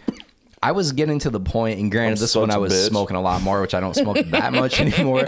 But I would take like those 10 milligram packs of 10. Mm-hmm. I would eat the entire pack of 100 milligrams. And just like, shit. I get a body buzz. I do. Basically, the end. Oh, I'd be so fucked up. I couldn't even imagine. I don't even take a full 10 most of the time. I will only if I'm sleeping. But I have to go right to sleep. Do you like the sleepy time gummies and shit? Because I fucking love that. Indica? Shit. No, there's with CBN. Well, so yeah, whatever they got like additional. It's indica with additional like fucking. I don't even know whatever CBDs and stuff. Yeah, I don't do CBDs now anymore. So it's funny when I got my med card renewed. I don't know if that's making sound when I move the mic. I'll try not to touch it. No, you're good. You're fine. I hit it a lot. Don't touch my fucking microphone, by the way. Well, I will touch. When I got my med card renewed and talking to the doctor, and she was fucking awesome. I loved her. We were talking about sleep effects, and she was like, CBD actually. Thank you. CBD tends to wire some people. And so it might not help you relax. And I was like, I think that's what it does for me. So she was like, try CBN. And I did. And I think she's right for me. Okay, so what is CBN? No fucking idea. I do hair. I don't know. It sounded good at the time. I know, it works. I have no idea. Have either of you tried like I don't know what the fuck CBN is either, but like CBD for pain and that kind of stuff? Because it's supposed to be really good anti-inflammatory. When I was when I was fucking lifting a lot a couple years ago, I was getting pain in my elbows, you know, from being jacked, you know, no big deal, you know. It's called tennis elbow, actually. Wicked kid, you know, from all the lifting out. Really putting in the work in the gym. Hilariously, it is the same thing as tennis elbow. It's I literally got from fucking lifting weights, so I started taking just CBD for that. Work? I mean, it's one of those things where, like, it seemed to, but, like, you know, like, did it really? I don't know, you know, or did I just start? Right. I bought things, you know. Stop right there. You did a lot of things. Yeah, I quit jerking, you know. If I switched to the left hand, things cleared up in the right elbow immediately. Yeah. But the whole, like, does it work or did my mind make it work? The answer is, does it fucking matter? Right. Because true story. There is no placebo effect. Like, if it works, it works. And the mind, that's a good point. I'm not gonna go straight hippie, but like, there's so much legitimate validity to that, and the mind is so fucking powerful. And like, if you're thinking some bullshit thing works and it works, then it works. I mean, that's so facto. It fucking works, so right? like, I might like hurt some feelings here, but isn't that like religion? Yes. Yeah. The power of prayer, sense, the theater of the mind, you know. The secret. Yeah. You know, the universal. It's so funny. I'm so like skeptical. Like, it's funny because I'm skeptical about like religion. Well, I'm skeptical about what other people believe in, but I'm like, I like ghosts. You know? I love ghosts too. Okay. It's like your God is not real. There's no life after death, but ghosts are real. But to your point, though, it is similar, and that's probably like, I'm not religious. Like, that's not really my thing. I don't know at this point. I won't go down that whole rabbit hole, but like, the act of believing in religion and then having a better life and leading a more, like, air quotes, virtuous life is not bad, right? Like, if you're doing this and you're being a kick-ass person and the whole thing of religion, like, follow that, but be like, good to people and don't be a piece of shit and don't fuck people over and be honest. But you don't need like, dogma for that. And that's the problem. Absolutely. Yes, that's huge. Yeah. And then also the fucking hypocrisy of it. That's the killer. That's the killer. Yep. That's the killer. Truly. It's like, you can't claim to be this or that and then not act that way. That's the kill. I don't care what it is, or, you know, it's like, don't claim to be this and then act until as it's inconvenient to be that way. Absolutely. And then not only expect, but condemn people for not looking at things the way that you're looking at things, or for believing in the same things. Like, I don't give a shit if someone believes in Santa Claus, the Tooth Fairy, God. They're all the same, right? I don't care if you believe in unicorns, or I don't care. Let's not bring the Tooth Fairy into this, okay? Okay. Yeah, I mean, she was always a very kind person. Like, I bless her. I didn't get shit. She was a cheap bitch. I never got anything more than a dollar. I'm so sorry. That may be because it was something you did. I was trying to get a Nintendo 64. I always got $1 or two. So like, I don't know. Sorry, I didn't mean to derail you. You have a big question, right? No, I've got another big question. Oh shit! Okay. And we can cut this because I don't know if we want to get into this sketchy territory, but I'm always very interested in this. Okay.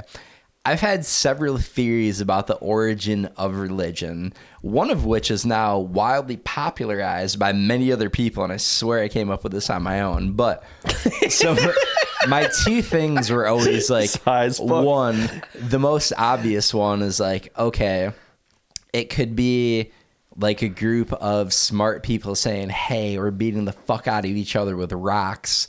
Let's create this thing to dissuade people from continuing to beat the fuck out of each other with rocks. Right. Okay. Yep. Option 2 is like, we don't know what's going on and we need to believe in a power bigger and we're terrified of death and we need to explain it that way and want to believe that there's some more dope shit on the other side of the tunnel. Right. That's clearly a thing.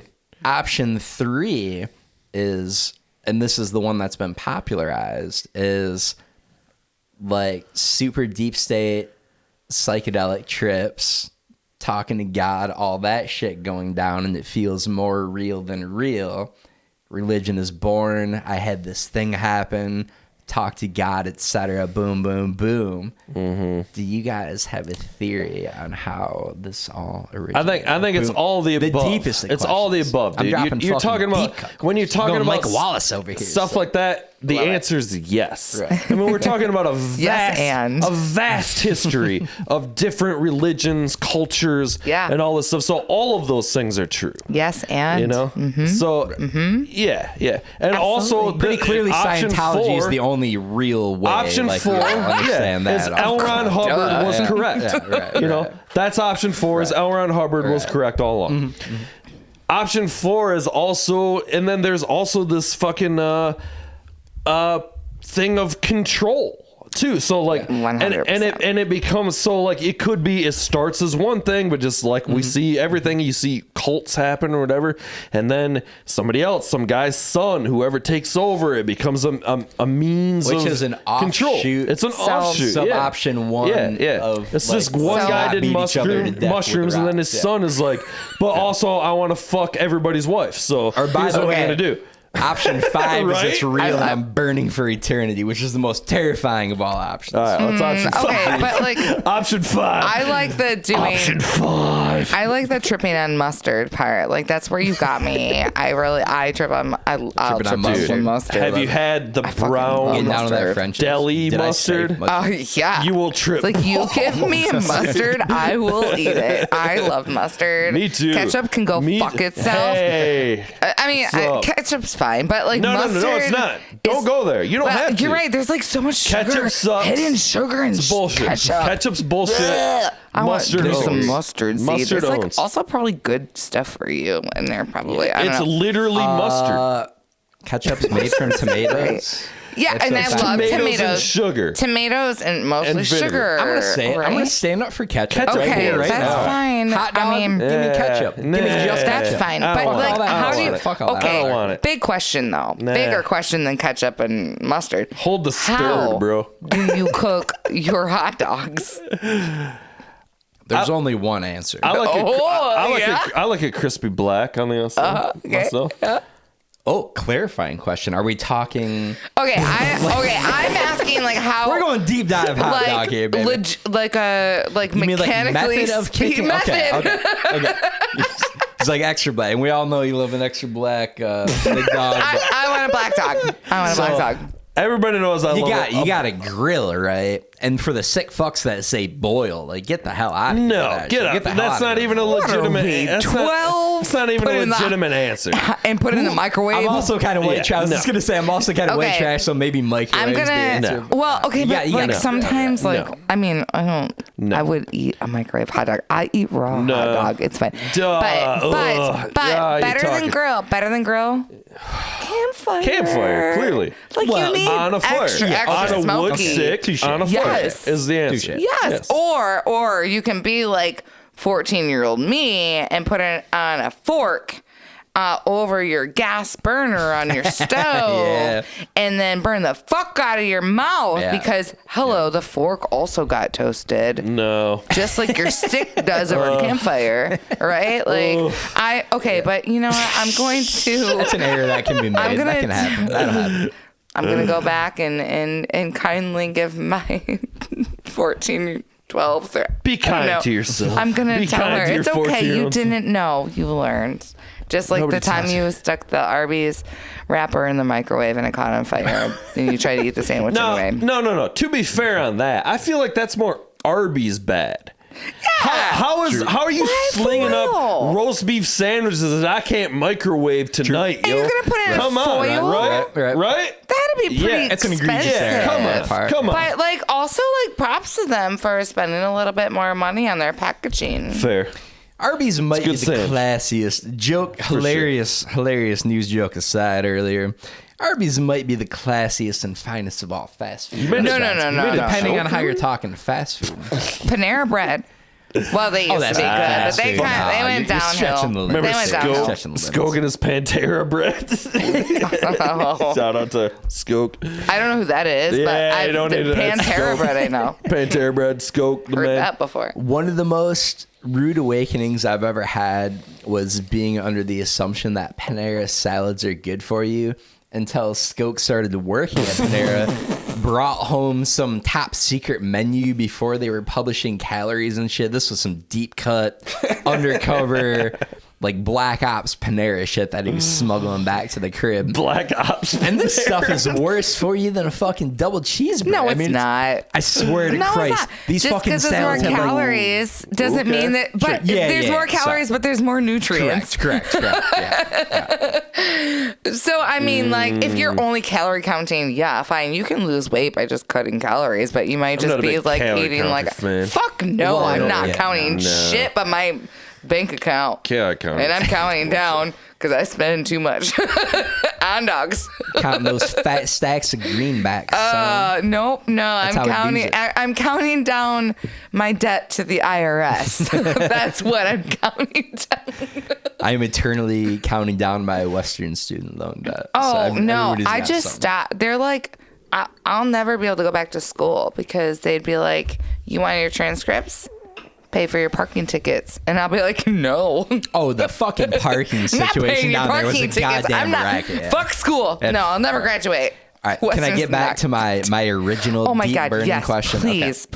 You guys said you both rock a little therapy, which is awesome. Hell yeah. I've never been to a therapist. Have you talked to your therapist about dreams, the validity of them, the genesis of them, whether or not they mean anything, like any of this? And what's their answer? Yes and no. Because everybody's got their different take on this. You know, Ross, you go first. I was at the time, I was super deep into fucking Carl Jung and shit, you know, the fucking Godfather. As one is from dream. Time to time, right? Interpretation, you know, or whatever. Yeah. So I don't know. That's where I was at with it for a while. I got no fucking claim to nothing on that. I don't care about your opinion. I don't care about your qualified therapist's opinion. No. That guy just fucking smokes weed and listens to Incubus. Dude. That's all. Is it me? That's all my therapist. I was your therapist. Wait, can send me his name? No, just kidding. Okay, so he didn't give you like any like feel how like where he felt about dreams? Nah, if it wasn't Incubus related, he wasn't.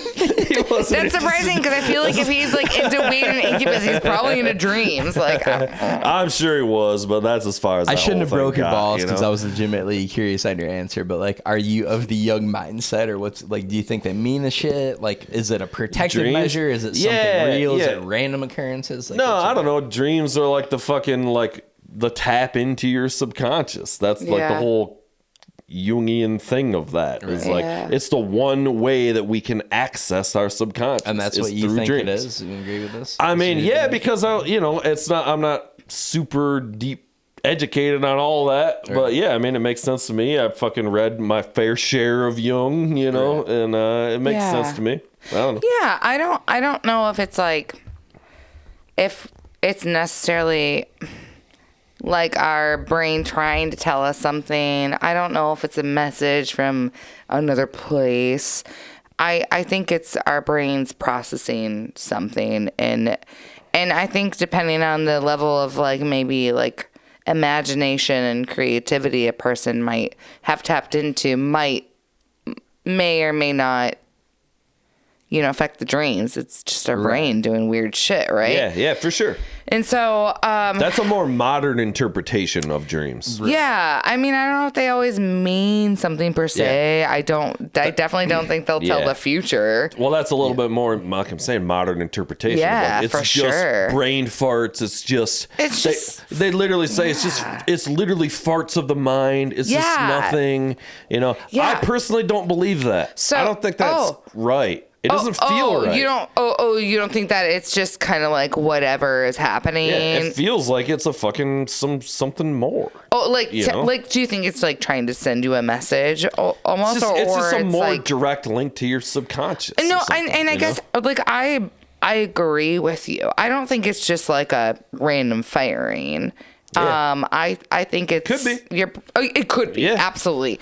But I also think it could be sometimes maybe your brain's processing something, in the best way it knows how. I don't actually know. Like, I'm not a brain scientist, right? Knows. But like anybody that says they know is an asshole, right? Like nobody. Oh, right. I mean, like, I guess if they're a neuroscientist, they might know something. It's still a guess. Still, no, seriously, they all say so many different things. Right? Did somebody just reference Zool? I didn't say that for. No, What? I think you're hearing things like I heard things before. But I do have a really, I have an interesting, like kind of a series of dreams, not crazy amount, but that I brought up to 2 different therapists now and got the same reaction from both of them, and they didn't know it. And it wasn't like they didn't tell me what to think or tell me, like, they didn't tell me what the interpretation was, but they were both like, oh shit. Do you want to hear the story? It's kind of, it's not super question. long, but it's not like a super happy story, but it's fine. Okay. I have to back up and say that Sounds brutal. I mean, some of it kind of is. Especially metal. I'm very So, it's gonna be awesome. Okay. All right, here we go. Buckle down. So in real life, outside of Dreamscape, about 12 years ago, I had a parrot. I had been fostering birds for years, and had this bird that I raised from 8 months old. He was about 3 months or 3 years or so when he passed. Evan, my husband, and I, we walked into our house one night after just kind of being out, and I made a joke because we had a boxer dog who was young. We had a cat, another dog. And I was like, oh, like we're walking in with a friend, and I'm telling too many details now because substances. Just keep going. Just keep going. Ooh, I'm with you. I was with you. So we walk in, and I make a joke about like, oh, watch where you step. There might be dog poop because like potty training, right? And turn the lights on. It's a massacre, right? Bird is gone. Bird's Jesus Christ. Bird is not gone. Bird's not gone. Bird is. And oh God, I hope Evan doesn't. Oh, Evan's gonna listen to this. He's gonna be mortified that I'm telling this. Anyway, it was trauma fucking tizing. Let me tell you that. When one of your kids kills one of your other kids, you don't know what to fucking do, right? Yeah, no, that's awful. horrific, and then I just fucking leave. Evan has to clean it up. So, anyway, we got that to this day. Anyway, we're gonna keep going. We're gonna keep going. Okay, this is very traumatic. Okay. Yeah. No, you don't have to cut any of it. I mean, it's real life. We talk about this, so we have to, I don't right? Cut anything. Yeah, There's good. no Okay, cutting. perfect. Okay. So, anyway, moving on. Dreams. So, since then, I've had multiple dreams where I've realized this bird, not that bird in particular, but a bird, a pet bird of mine, I've put in a closet somewhere. I put in a room for days, weeks, months on end, who knows. I finally find it, and there's no food, there's no water, it's dying or dead. No, I don't actually think it's ever been dead, but it's been like, it is dying. And it's been completely severely neglected by me, like for who knows how long. I've had this dream so many times. Jesus, and okay. Yeah, Jesus. Because it's actually happened. And then when you look up like dream interpretations about like doing this to your like neglecting pets, it's always talking about how you're neglecting yourself and your own like creativity, your own passions, whatever. Okay. And so I bring this up to therapy, and it seems to be both of these therapists who don't know each other, at least as far as I know. They both react in the same way. Like they kind of have a feeling about it, but they're both like, oh. And then one day that dream fucking changes. I dream that I find a bird that someone else has neglected, and I bring it back to health. I save the bird. And it was the feel of the dream is completely different. Before it was always like super grim, super dark, and super like, shame on you. Like, you fucking did this. Now it's like, it's light, it's airy. I'm saving maybe myself. I don't fucking know. But I remember, like, the dreams have not they haven't come back since. And so I think there's something to dreams. Intense. I don't, wow. I don't know. I'm not so spiritual where I think like it's God sending me a message or something. And if someone feels that way, that's fine. But I think it's our brains just trying to wrap its that's head. That's what we're talking about with Jung and just modern interpretation Let of me dreams. give you two things here. One of which is this a stony thing that I think there's no validity to, but it kind of blew my mind when I was thinking about it. It's like, this is really interesting. And then the other one is like a pragmatic approach to dreams that I just heard the other day, but had never thought of. Okay. So my stony one is like almost pseudo multiverse theory, right? Like, what if in fact there are an infinite number of universes? When you're awake, you are in this one, but when you shut the mind off, you are just in one of your other experiences out there, and it's actually happening, and you're just in there for a minute. Yeah. Boom. No. I don't. Not so much. I think I just got. No. I don't super subscribe to that. Like I said, there's no validity to it whatsoever. My brain. It's just interesting. No, honestly, like my brain wants to go there, but then it's like, oh, this might be like the universe territory. It's too big, expansive. For a number you can't of wrap reasons, your. So like automatically, I'm saying it's not a real thing. It was just like, obviously it popped in my head. And it was it's not, but Tobey Maguire's that's where my brain would get lost. It's the whole thing, dude. Yeah. No, I think that's one of those things where I want to dig into, but I'm like, I will get lost. I can't. This is too much. Yeah, oh no, stay right here on Earth. Right. Yeah, this is complicated enough. Let me figure out this one before I go shitting the bed in multiple other universes on myself. Okay, perfect. Okay, so the other pragmatic one, and I would need to dig more into this, and like conceptually, it kind of makes sense, but kind of doesn't. Is that dreams are your way of preparing you to deal with shit that could possibly happen, not necessarily as like a one-to-one This is verbatim, 100% correct. but just like it's your mind's way of saying, even if it's interpreted as playing something out completely scenarios different of things that you have problems with now. It's playing out different scenarios of what could happen from these potential conflicts. So you have an issue with something.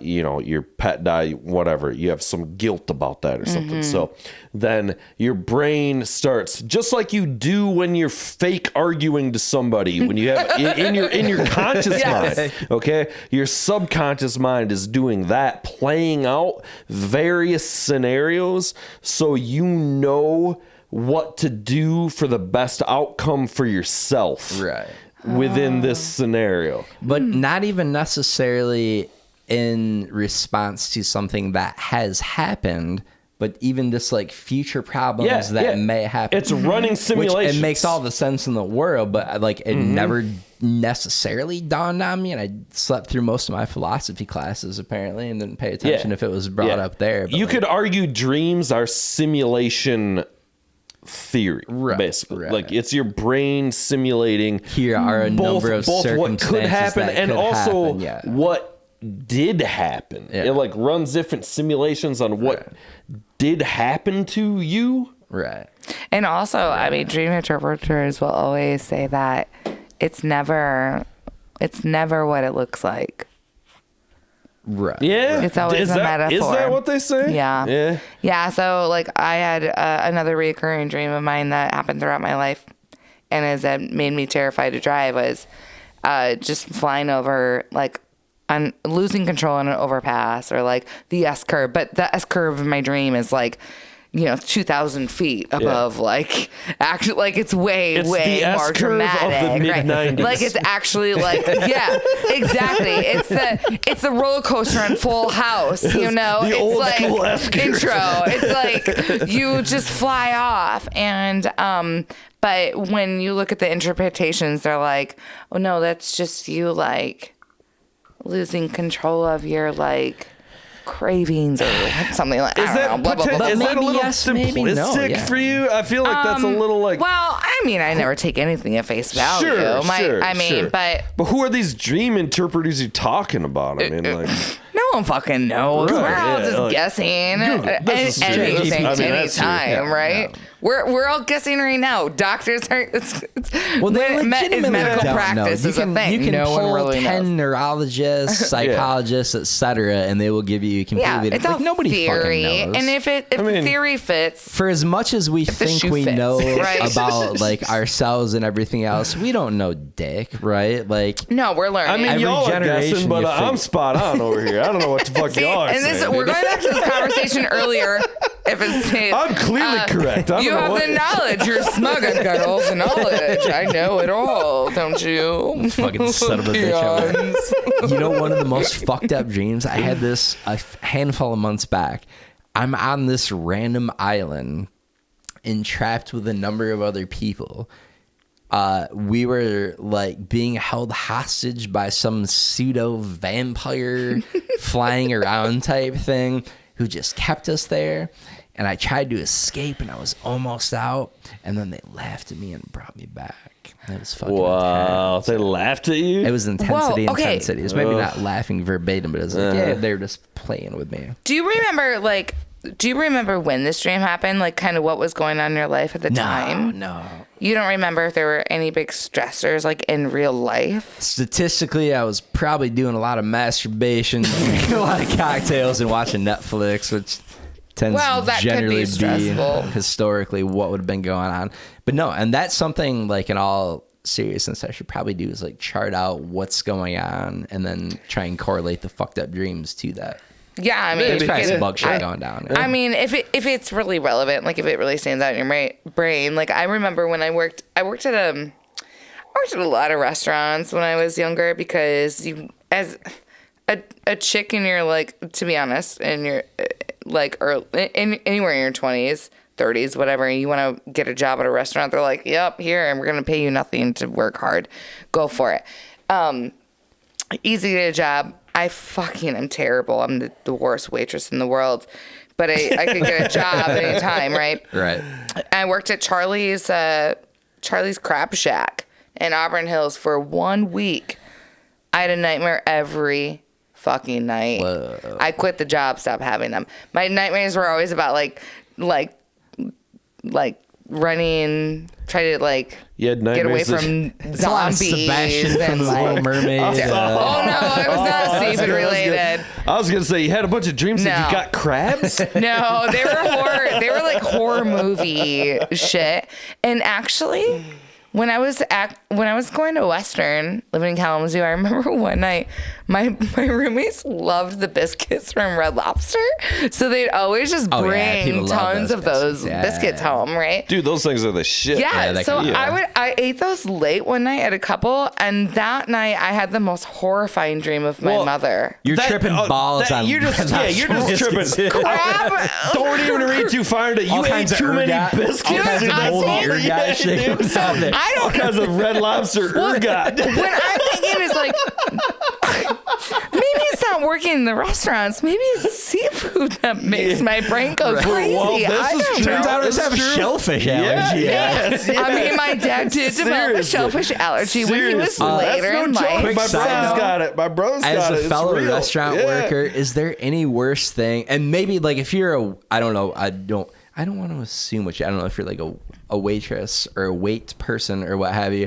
I was a fucking busboy washing dishes. Oh, that was my first job. Oh my God, that's everybody's first job in that industry. Yeah. Oh yeah. You smell like grease. You're constantly soaked. I had glasses at the time. I'm all 15, like acne faced. I'm hunched over this fucking scalding hot water. My glasses are all fogged up. My apron's all soaked. I smelled like terrible breakfast all the time. My first job, I was 14, working at Canterbury Village. I don't know if no one will know what that is, but it's fine. It's on the east side of the state. I know Greenfield Village. Oh, Detroit. Detroit. Much north, a little north of that. But yo, they got Webster's house. Oh man, I turned butter, dude. I turned butter at Greenfield Village. Of course you did. I need a T-shirt that says that. I turned butter at Greenfield. Was it like the old school big wooden contraption? Oh, I was like a witch, just like damn. Butter. Doing it up a Sarah Plain and Tall style. Yeah, out I'm there, 12. Sharing that butter, doing it. That's how it sounds. You got some goat's milk. Let me churn it. I don't know. I was just spilled my drink. Now I'm gonna jump on this ferry. I don't even know what we're talking about. I don't know. I'm gonna look at some cars or something. I don't know. I've been there Village so many times. Have you been to the Ford Museum? Yes, absolutely. I'm sure. Which is the one? All right, I'm pretty sure it's a Ford Museum. Are they the same? Are they not the same? Yeah, they are. You're correct. They have all the Fords of the presidential limousines. Yes. Okay? including. I'm not a fucking expert on museums, but that would seem to make sense. Listen to me. Museum. Including the presidential limousine that John F. Kennedy got his brains blown out of. The car. They only made one of these cars. It's the car. Did they Windex it? I didn't know that. No, it's right there. You can get balls deep in it. Really, dude. We were like, oh, it's a replica. Oh, it's a similar car. You know what I mean? Like, it's not the car. Wow. No, it's the car. It is the car. Really? Yeah, it's right there. It's right there. I mean, the car goes somewhere. Right? I mean, I'm glad it's a museum. And like I'm saying, they didn't make a million of these presidential limousines. They made a fucking presidential limousine. Like, here's your presidential limousine. Wow. And they got it all the way from like 1917 to today. And you know, the 1963 it's got some stains on it. You know what I'm saying? We got to Dana Scully the shit out of that thing and research the car. Get that thing owns, the depths man. I got of the pictures, fucking JFK man. assassination, baby. We got to do some legitimate work in there. Yeah, there's some more guys to be done. There is some work that needs to be done. The Ford Museum is chill. Okay, so hold on. You just said you just put out a date earlier, like just a minute ago. You said 19 something, and literally, I was talking about at work today. The client and I were talking about the 1990s music. And then we were talking about, like, we were putting on some music on, like, Alexa or asking her to play old, like, I don't know, old school music. Or I don't know what we told her. Oldies. The Foo Fighters. Oh, yeah. No, the Foo Fighters or something came on. Like, no, Pearl Jam came on. Yeah. I was like, is this oldies? I was like, somebody else came on. And I don't think this actually came under oldies, right? But we were joking about it. Like classic rock now is 90s. Like, I know. So weird to think about. But she was like, hold on one second. Yeah. She goes, but I was talking to my husband about the 90s, and he called it the 1900s. And, and I was like... Yeah.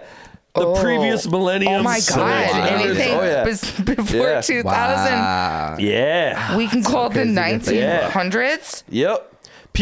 Kids today, kids will say, before the turn of the century. Oh, Jesus. No, they do not say that. Yeah. I work with kids that are 20, It sounds so like 2023. It sounds so futuristic, even though we're. Have you guys heard about this shit? They've done this research. So so when we look back at the last century, the decades are the decades, right? And that's partially because of the way we look at them. But it's like the 70s, the 80s, the 90s. They're very different, right? The 60s, And then so when we look at 2020 to today, this phenomenon has essentially stopped. Yeah. It's a fucking interesting thing. These guys have written, I don't know what they are, futurists or whatever. And they're fucking talking about this as why has fucking this become easy answer, but continue. Okay. Yeah. That's that. Okay. What is it? What is it? Media? It's just because of media? Basically, the overarching answer is the quickness with which things change now. Things didn't evolve, and insert anything you want for things here. Music didn't evolve as rapidly in the 70s. Technology didn't evolve as rapidly in the 70s. Because technology didn't evolve as rapidly, mindsets and thought processes didn't change as rapidly. Now, look at the news cycle, for instance, right? Whereas back in the day, something may have dominated the news for months at a time, with the exception of a 9/11 type event. It's fucking 24-hour news cycles. I'm getting legit here. I'm getting serious. But like stuff is out of the news cycle immediately, and attention spans are so short. And because technology has sped up so rapidly, so it's media. Things, well, yes and no, but everything. It's not just media. Everything changes so quickly. There's no fucking. I'm good. I just want to sit here eloquently and wave this around. Like, you need babble about nonsense. Going to crease. You need a pipe. We gotta get you a pipe. I agree. Dude. You gotta have a pod pipe, dude. Two things. One, right? I have long wanted to contend that we turn this into a smoking cigar lounge. Basically, that can't probably be dude. Like, right? I legitimately have a collection of multiple pipes and multiple pipe tobaccos. What? I had a very big stretch of being a legitimate pipe enthusiast. Now you gotta get that. So committed. You gotta get that Fu Manchu. Look at him. Okay. Look at him. I'm gonna give this man a pipe. Guys, continue. Why do you not have this here right now? I know we're really missing the market. Well, because you're not equipped with the video camera yet. You've got to get that up first. Like you need a little bit some video. Like I can help with some lighting. So if I have carte blanche to begin smoking a pipe, I need to do a little work in here. It's pretty choice. The vibe's good. Yeah. It's just the lighting that you need to. That's it. I got the easy dimmer. peasy. My other fucking lava lamp took a shit. My main lava lamp. Oh, I died. had a lava lamp that lived on our merch table. That died. I had it since 7th grade. What do you do? I'm gonna Amazon up some dude. No. New innards for it.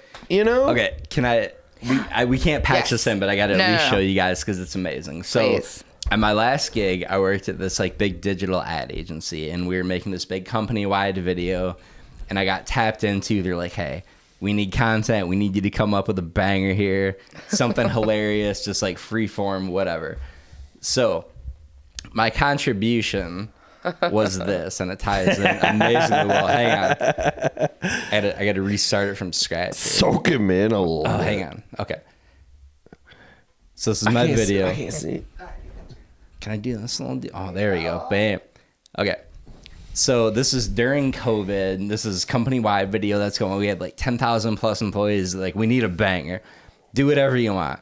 So this is me. I've got my Ernest Hemingway book that you gave me that I haven't read. Oh, that's it's awesome. Pulled up in front that's of my awesome. face I here, gave it to you. So we're gonna narrate this. We're gonna hit play here. Hemingway. It's Hemingway. Looking smart. It's covered in the face right now. It's just my hand holding the book. There's a tie-in. I promise there's a payoff. Oh, boom. My God. With the play. Oh, my God. Yeah, drink it in a little bit. Jesus Christ. Yes. So I am a pipe man. I love smoking a pipe. It's incredible. Man. It's beautiful. It's delicious. That's artwork. I'm a pipe man. There's nothing I love more than smoking a big wooden pipe, dude. It's tremendous. But no, it's great. It's fucking great. Let me go off on pipes for a quick minute. Yeah, dude. Yeah, what are you you 48 hours. Pipes do you use tobacco? Weed? Yeah. What do you do? Pipe tobacco. This is smells all pipe good, tobacco. dude. It's amazing. Great. It's aromatic. Yeah. It's fucking incredible. Yeah. If, people who smoke the Black and Mild little cigars, that's pipe tobacco, and everybody says, "Oh, it smells delicious." That's why. Smooth. So if I have carte blanche to begin smoking pipes down here during the podcast, I'm doing nothing but. It's incredible, dude. It smells amazing. I've got an assortment of various burl pipes. I've got corn cob pipes. I'm talking fucking pipes for days. I've got multiple versions of pipe tobacco that I keep sealed in hermetic glass jars at the optimum humidity. You need a museum. Oh my God. It's incredible. This collection. Have I never talked about this? Has this never come up? You are so passionate about pipes. I'm a pipe man. I love me a good really pipe. So much pipe. I love the pipe. I love the pipe. What can I say? He loves it. Yeah, good pipe in the moonlight. That's a famous quote from Dua Lipa, actually. I thought good pipe in the moonlight. I mostly just did it for comic effects to start because I thought it'd be hilarious because I'm a hipster douchebag. And it's I'm gonna roll to softball games smoking a pipe because that's funny for some reason. I have to correct oh, this you. rules, and this is awesome, and I'm awesome for doing it. You're awesome. Yes, you are. It's especially to that soccer practice you said. Yeah, especially the soccer practice. Softball, soccer. It's the same fucking thing. Who cares? But hipster, like I didn't get the hipster like douchebag vibe. Just like FYI. I'm like, if be there's such a thing as a yourself. cool hipster, I'm a cool hipster. I mean, you have to be hip though. Like I think that's the point of no like cool hipsters ever describe himself in such a manner. No, but I mean, like okay, to that point, we're old school OG hipsters. We're 7th grade shopping around in Value Land, looking for the most inappropriate T-shirts. We're dollar store hipsters. I used to switch to half off 7th grade tags at Value Land. Yeah, this cheap motherfucker. All the people that legitimately need these clothes. Nobody does. It was only parents with incomes. No legitimately Let me person switch who the colored tag on here to score this crucial 50% off. We didn't even on a have to. We were just $1.75 Michelin Man ring sleeve T-shirt and score this thing for. They had tags that were like blue was 50% off today, so you just take the tag from the other garment and switch them on. You're a fucking savage. You're so you guys, what I'm hearing, it's exceedingly well pressed. We didn't have it's very to reasonable. It's very reasonable. With a 50-cent T-shirt. Look, I'm hearing that you are wearing good company. I'm also. I'm a terrible person. I too am K-Mart classy. Like I understand. Shout out K-Mart. Are there K-Marts around? No, it's I done. think they're Is done. it completely done? Because the Kmart they're done like our dreams. Bro, sorry. Yep. Pour one out Kmart. I think Kmart's done ski, dude. Well, fucking Kmart was right next to Value Land. Yeah, dude, that's what we're talking about. It's a devastating 1-2 combination. Circuit City. Oh, I bought a lot of great CDs. I'm still a big Best Buy guy. I still going to Best Buy. Wait, they even sell CDs I worked at Best Buy for a month. Did you? And then my dad walked in and he was like, "Where's my daughter?" And they're like, "She hasn't worked here for a year." And he was like, "What the fuck?" That's an uncomfortable Sorry, Dad. He knows. Best Buy just made a big announcement that they are stopping the sale of DVDs and Blu-rays. That's what I'm saying. Is do they even sell this shit anymore? Again, dude? sorry, Dad. Yeah. But I still buy CDs from the record/CD shop. You're holding strong. Yeah. I'm holding in there, you. baby. I'm still bumping it. You do it from the record stores. You buy it from the artists. Most artists don't sell CDs anymore. But like cassette tapes, can we talk about cassette tapes? They're coming back, dude. No, they've been like coming back. Zombies printing them, dude. You should print some cassettes, dude. I don't have a cassette player. Nobody I don't does. ever fucking use a cassette player. It's a terrible format. It's a terrible idea. Ripped the tape out of my brother's. That's why people love it. That's why people love it. Yeah, I know. It's like, but you can't listen to them. Do you have CDs of your guys' stuff? Did you guys print CDs and stuff? Oh, I have some in my car. I can give you some. Yeah, well, bring them in later. No, I'm just asking. Bring them like, in, but we did print you guys CDs, print but stuff? barely anymore. Like, no, yeah, definitely not to the effect. Now, I wish we could do vinyl, but we don't have enough.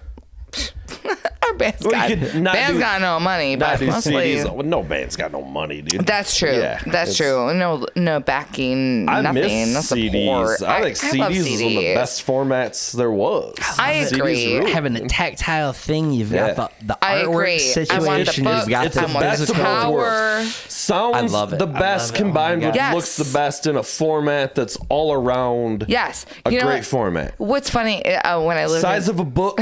Yes, it's great. When I lived in Kalamazoo, I burned up the engine of my Mazda MX-6. R.I.P. Loved that car. R.I.P. Mazda. I'm a Mazda guy. Loved my Mazda. I sent that car. Well, got towed back to the dealership and.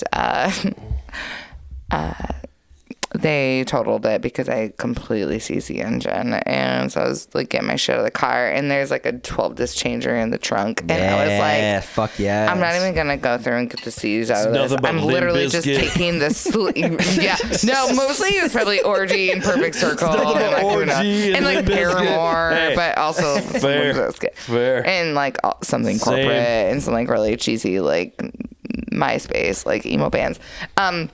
Just pull that 12-disc changer like sleeve out and just like put it in my bag because like no one's gonna use that thing with the car. I still have that thing. I'm like, are these like a little plastic flimsy like disc thing that you put your disc in? The disc it's just so changer, weird it's now. the best thing ever. The sketchy little things that you pull them out with, yeah, for sure. But my first car, shout out 1991, fire red Pontiac Sunbird. We're talking 2.0 liters of fury, 4 dominant cylinders, and a 10-inch changer in the back. I'm talking 2 10-inch MTX speakers. I'm bumping this car. It's falling apart. It's a piece of shit. My CD changer died. My, you know what CD got caught in there that was lost, never to be recovered again? Ever living. What? Phantom Planet. Okay, same thing. Than Jason Schwartzman as the drummer. No, Phantom Planet. Phantom Planet. You know, I know. No, I forgot. Jason Schwartzman. I totally That's a good record. They've had a couple good records. I was totally thinking about. Ruled, yeah. Those guys ruled. You just got owned right there, sister. You just got owned. You're breaking my balls. Thank you for owning. No, I'm so glad that you called me out because that was very wrong of me. Planet. You should. I'm so sorry, You should not know the most obscure band by Jason Schwartzman. No, I was thinking of. It doesn't matter. That one record that was decent. Okay. Oh my God, where is Jason Schwartzman today? Good question. He is going to be in the new. Is Wes Anderson making Mockingbird? Yeah. Oh no, he's gonna be in the new Hunger Games. Hunger Games. Really? Jason Schwartzman in a Hunger Games prequel. No, thank you. You know what? Sir. I'm gonna say it. I'm gonna be that No, guy. I'm gonna go on record. I'm bowing out. No, thank you, sir. Hunger Games was on at my mom's house during a holiday or something when I was home visiting, and I was like, "Why do grown-ups watch this? This shit sucks." I watched it. It was on. Okay. Hunger Games rules. All right. Hunger Games rules. I think I watched the first one, but I don't remember. Fair enough. Yeah, I'll say it. I definitely didn't read the book. I'm not against it. I just it's along the same lines of one of you guys said earlier. Like, yeah, if it's really, really popular. Chances are I'm probably like, no. And that's my tendency too, is to be like the counterculture douchebag. I don't mean to be. I'm not saying you are one, but I'm saying that's my thing. Is like, everybody's cool. Though. It sucks. It's lame. I mean, I've definitely been that person many times in my life. Rules. But it owns. It dominates. Stinks. But I'm also like, it was better when it was called The Running Man. Okay. So I'm like, it's counterculture. Like I oh no, it stinks. Crucial recognition on that soundboard, by the way, the unlabeled soundboard. Sorry, please chime in over us. Please shut us. I don't even know what we're talking about. I don't care. Well, okay, we're talking bottle about caps. We're talking about. Except like the root beer. I hate fucking root beer. No, what? No, it's it's just not me. I'm just not. It's root just beer not me. General's choice, but the root beer bottle cap, it's an inferior. Yeah, like, correct. You are correct. I respect root beer. I just don't like it. It's like my stance on the Beatles. Like I appreciate it. Yeah. It's not my taste. It's not my taste. Ross wearing a Beatles shirt. Oh my God, I'm dying. He's not wearing a Beatles shirt. No, it's the Beatles. It's the Beatles. Oh my God, the Wilford Brimley. Fooled me again. Yeah. Speaking of next level hipster douche, this is the type of shit I've been into forever. Hey, I just fucking, we were talking earlier, glorious. I saw the drum click. The guy, he's Ringo's drummer. You guys know Gregg Bissonette? I went and saw Bissonette. I went and saw fucking this drum clinic. You know Firehouse? Yeah. They're doing clinics and shit up there. And fucking I work not far, and this fucking cat, Gregg Bissonette, is a big drummer. Fucking got huge playing with fucking DLR band. We're talking David Lee Roth, fucking Post Van Halen with fucking Steve Vai and whatnot. And then he's currently Ringo's drummer. He's also the drummer for Toto. Ringo. Talking fucking Hell Africa. Yeah. Ringo. Hell yeah. So like, we go, I roll up there. Fucking I had a couple, Mike Shirtenlieb met me there. Jeremy Hyde from Intransient. Yes, sir. Fucking, I actually ended up sitting with him. It was fucking cool. But so he's telling a lot of Ringo stories, of course. You know, they just played it like Ringo just played in Grand Rapids. Did you see that at all? What? Ringo. No. Yeah, a couple of people were trying to fucking go. I was like, it was like again, like it's Tuesday. Which should be clear is the right reaction decision.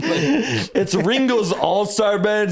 I'm all set on I'm Ringo. Oh, it's nice to see everybody. I'm Ringo. Hey, it's me, Ringo. Remember me from the 1940s? I'm Ringo. The 1900s. Which to be fair, 1900s from last century. From the last century. You remember me? It was Ringo. I sang Yellow Submarine. Do you remember, guys? Hey, everybody, it's me, Ringo. You know? I love Ringo. Our cat's name is Ringo. I love Ringo. This is what he's doing. I'm not wrong, right? No, you're not wrong. Which is Ringo glasses. So this Gregg Bissonette dude, so he does this whole drum clinic, you know, it's a bunch of drum nerds there. We're all fucking nerding out.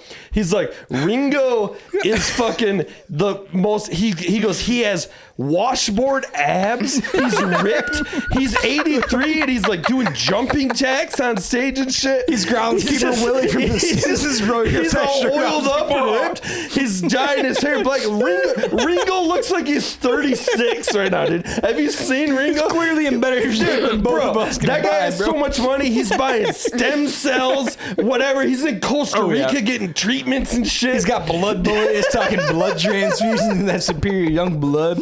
Getting down to that Hillary Clinton 12 version every week. Chromodome. He's taking the blood of fucking of John Lennon's children. Firstborn. He's got the John blood from Lennon's firstborn. He's got blood from all the Hemsworths, bro. He's in that good Hemsworth blood, man. Superior genetics.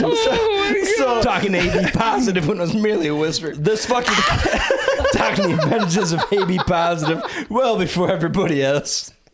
So this motherfucker soaked this in a little bit though. All right, so this whole drum clinic, it's all drum nerds, right? And this guy, he's going off about his time in David Lee Roth's bro, what's the diameter of your third time? Seriously, that's what talking 8 inches. You are correct. They're like, what kind of symbols are used? Just the nerdiest. Yeah, I podcasted with you before. I know. Yeah, that's right. So it turns out, listen, it turns out this motherfucker is also the voice of Winnie the Pooh for like the past like 10 years.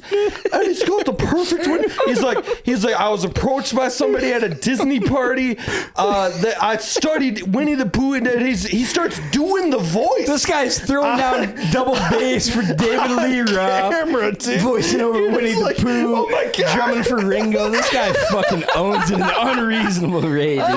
This guy for the win, man. This guy has achieved everything in life that I've failed to. Joyce. Throw this, soak this guy a little bit. The king, it a little bit. Our savior. This fucking guy rules, man. Gregg Bissonette, shout out, man. Throwing down on total tracks such as Africa and others. Bless you so much. I used to work at Dunham's in college, man. Oh God! And we had these mixtape. You know, you get the tapes going any store, man. I did American Eagle, all that bullshit. Oh, yeah. I heard Weezer Hash Pipe 1,000 times on loop working in American Eagle, but in Dunham's we had Toto on a Christmas tape. Dude, and it was Toto so Africa. Talking about Rosanna, and it got better every time. Dude, Toto Africa might be one of the 5 best These songs guys ever. Getting into the shuffle. Incredible. What's the shuffle of Rosanna? How do you do the shuffle? The hi-hat, groove, Rosanna, fucking nerds. Rosanna. And I'm just sitting there just going, oh, Jesus Christ. It's just the entire place is packed with drum nerds. And everybody's over 50. Oh, man, I love that splash. Hilarious. The clarity and the brightness on that splash is just... And it's something to behold. Oh, Jesus Christ. He's doing, the original guy that snare? He had this hand thing. He'd go back on his head. People were so... I can't. Drummers, y'all a different breed. I'm like 1 foot in and one not. It's weird, dude. It's weird. Okay, so you're like the Amba alien. You're like an Amba Verde alien. I'm like, I just want to write good songs. And so, like, the drums, like, but these guys, like, yeah, Jeff Porco, and he played it at 196 BPM, you know, and I'm just like, dude, it's just a drum part. It's not that hard. Like, you know? Do you think the decision to ramp it up by 4 BPMs and the Memphis show in 1997 was a conscious one? Yes. Or something that was just driven by the excitement and adrenaline of the audience? It speeds up at the end by 0.75 BPM. Can you explain this to me, please? You know, this guy's like, hey, I'm Winnie the Pooh. Oh my God. I don't know. Sticky with honey. Okay, wait a minute. Sorry, I got questions for y'all. I'm interviewing y'all now. You'll play instruments. Thank you for taking over the reins on this shit show. You're doing yeoman's work right now. This is what we women do, and by we women I mean me. Do y'all play instruments in high school? Oh yeah. Yeah. Okay. All right. I was a major band nerd. All right. Yeah. So share. Drums, snare drum. Marching band, symphonic band, concert band, all the things. And drumline band nerds. What did you do? Both played snare. You both played snare? Wait, you guys didn't go to school together? Yeah, we went to high school. Oh, we've known each other since we were like sixth grade. Babies. Sixth grade. Oh my God. Yeah. You guys are baby brothers. I mean, things got gay for a while, you know. You're just a little gay. It's fine. College, you know, things got crazy. Snare bros, big he bros. He bitched out in the 9th grade. What do you mean? What did you bitch out? 10th grade. What happened? It was a factor of 2. Things got gay. We had the biggest. I was gonna call him out. I'm not gonna shout him out. But we had don't shout out his name, but yeah, it's fair. Epic douchebag teacher for the drumline, and this guy was like quintessential drumline teacher guy, a handful of years older than us, and he was tremendous, brilliant, knew his shit, great player. We were fucking shitheads to the nth degree, just like smart ass fucking. It was drumline. We existed for the sole purpose of like breaking each other's balls and trying to crack each other up while he's sitting there trying to like get into a military regiment. I dated a town player. Yeah. So you know what's up. So that was a little much, and then also, I was like, oh, if I stay in marching band, I'm going to continue to have to march during football games. Whereas I would rather be drinking pop-off vodka out of a Wesco cup with Mountain Dew and trying to hit on chicks in 10th grade rather than playing in marching band. You were ahead of your time, sir. Right. No, but it backfired. Because literally... backfired. Yeah, all the no guys, shit. Everybody in marching band was fucking getting down with fucking... Oh, yeah, we were having fun. Lameness aside, our marching band was like, we're having fun. Also drinking, but having fun. One of my few regrets is that I stopped playing music because I fucking loved it. My mom's entire side of the family were brilliant musicians. Clearly, I was tremendous, as we both know. And stopping doing that was a fucking big muff. It's not too late. Get on the kit, dude. You've not played an instrument since? Is that what I'm hearing? I'm a rapper, you know, like I'm a pretty well-known, heralded rapper. In case you didn't know, we're the greatest rap duo in history. I'm sorry. Yeah, I'm not on Facebook anymore, so... A little respect is due. Are you not on Apple Music? Little respect. I am, but like I listen to like Sad Day, so like I don't know. Or watching like Billboard Top 10 charts, which we clearly dominated for a hot run there. I watch like parrot TV on YouTube. Well, my bird watches that. I put that on for my bird. Right now, the hit, it's Taylor Swift is huge. No, I'm not a Swiftie. Beyonce's huge. No. And then it's us. You got Queen. Mach 3 and Boss D. Yeah. Oh, you guys are like Taylor Swift after dark. Yeah. Yeah, no. We're like Taylor Swift, but good. T-Swift is opening for us. We're doing a string of dates next month. T-Swift is opening up. We're kind of a big deal. Yeah, we're kind of a big deal. Okay, cool. We're huge in Mongolia. But I feel like Mongolia. I want to get this off my chest right now. This is the great regret of my life that I stopped playing music. I'm so sorry, and we just like totally sidetailed. Just get back on the drums. Just get back on. Next to this brilliant musician, this guy who always underplays himself. To be clear, every time he's like, "Oh, I don't have the chops on guitar that I used to. I don't have this." Play the drums. This is the guy that just picks up any instrument, string, percussive, otherwise. No. and is not. You undersell yourself. Man. Yeah, that's Let me give you just play the drums. It's not that hard. It's not that hard. It's usually the person who says you undersell yourself who is also underselling themselves. Yeah, he was a great drummer. You could play the drums. I'm a tremendous human being in most every regard. He was always like, I wish I would have fucking learned to fucking be killer on bass and just start playing the bass. It's not that hard. I guess a little take some lessons. You'd be dominant in like a couple months. I mean, it's fret 1, 3, 5. I assume the natural skill is there. I mean, it's like riding a bike, right? And then take your shirt off. You know, like it's no. It's really, 1, 3, 5, and take your shirt off, dude. You're good. That's all you got to do. Here's the deal: you can just program your music, book a show, get on stage, press play, and then like woo woo woo, look at me, I'm behind a drum set or a guitar stand. That's my entire MO. A guitar stand.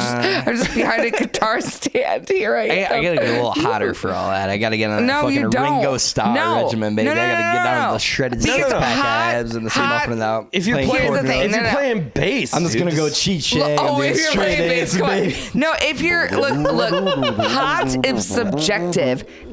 Someone is like in love with whatever they see at any point. Like it doesn't fucking matter. All you gotta do is like wrestling with a great affinity for creepy mustaches and terrible facial hair. You have no idea. Body you have no idea. Like children. Yes, look how many chicks Flea got, dude. Look if all he did was fucking wear animal pants and with his shirt off and play bass, dude. Seriously, all he did was play bass, dude. It doesn't. There's someone for everyone, something for everything. No, there's but one Flea out there, ladies and gentlemen.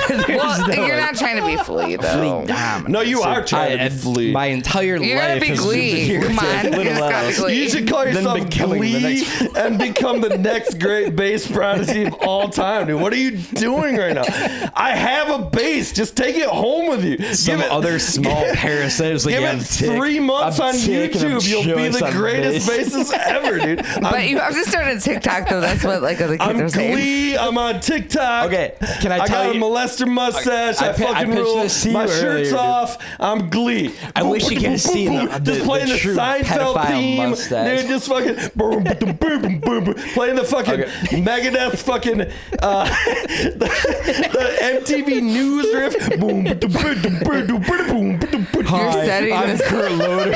I'm Kurt Loder. Coming in with the most breaking of news, the hottest of news. Dude, you need to do your news segments like you do on here, but do a Kurt Loder in between with the bass. Boom, boom, boom. And then we're also in Cancun, like bikini babies bouncing in the background. I've got a picture, so I'm not a TikTok guy, but like I pitched this to you earlier. Okay, I think the funniest video, and don't steal this out there. This is proprietary information. It's bad to. We are literally. This is your podcast. Like, what are you gonna do? Oh, this is terrible. This has been off the rails for a number of hours. So we're gonna keep rolling with it at this point. Okay. It's a skit where you ever seen the chess geniuses that play like 5 dudes at once and play speed chess? And it's 5 guys sitting down and 1 guy standing up and just walking table to table and dominating. Okay. I want to do that, and I'm the genius chess guy, and I'm making moves. Boom, boom, boom. 5 tables down. Go back to the first table, and everybody's like, checkmate, checkmate, checkmate. Dominated by all 5. Then you just walk away with your head down. They're just like shrugging them out. That was that was terrible. That was not how you even play chess. Nobody even does. I feel like it's got viral written all over. That's a banger of a 5-second video, baby. There it is, right there. You're welcome, Laura. Yes, thank you. God. Thank you for sharing that. That's very like, that is. It's very not interesting. No, it's an extraordinarily cumbersome and boring way to spend my Friday night. Thank you so much. Look. We laughed. We burned some calories. Like we have had. We've shared some words. Yes, we have. It's something about the hairdresser. You're not even cutting our hair. Yeah. We're still just. It's like just opening up and going off. I don't even have hair.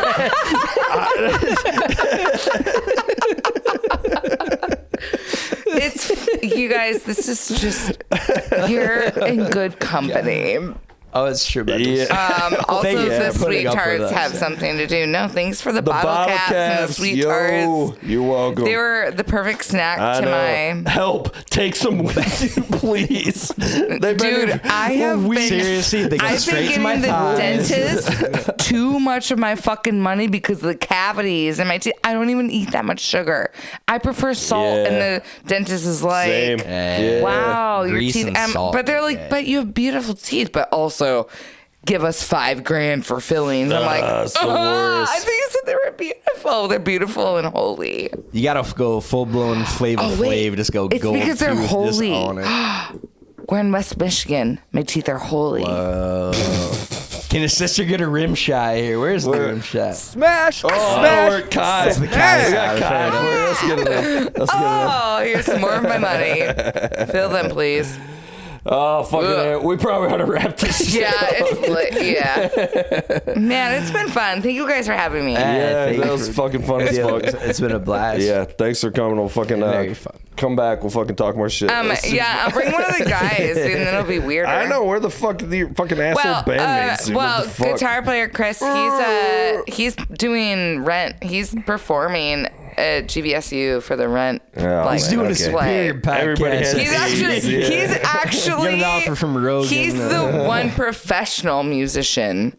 He actually makes some of his income from money. Oh wow. We pay. To play. He makes money from these gigs because that'd be how it is. I get it. You know, we're adults in different ways. Mic drop. Love it. All right, let's wrap this shit. Thank you guys. Oh, thanks for having me. Peace out, everybody. Peace. Bye. Bye.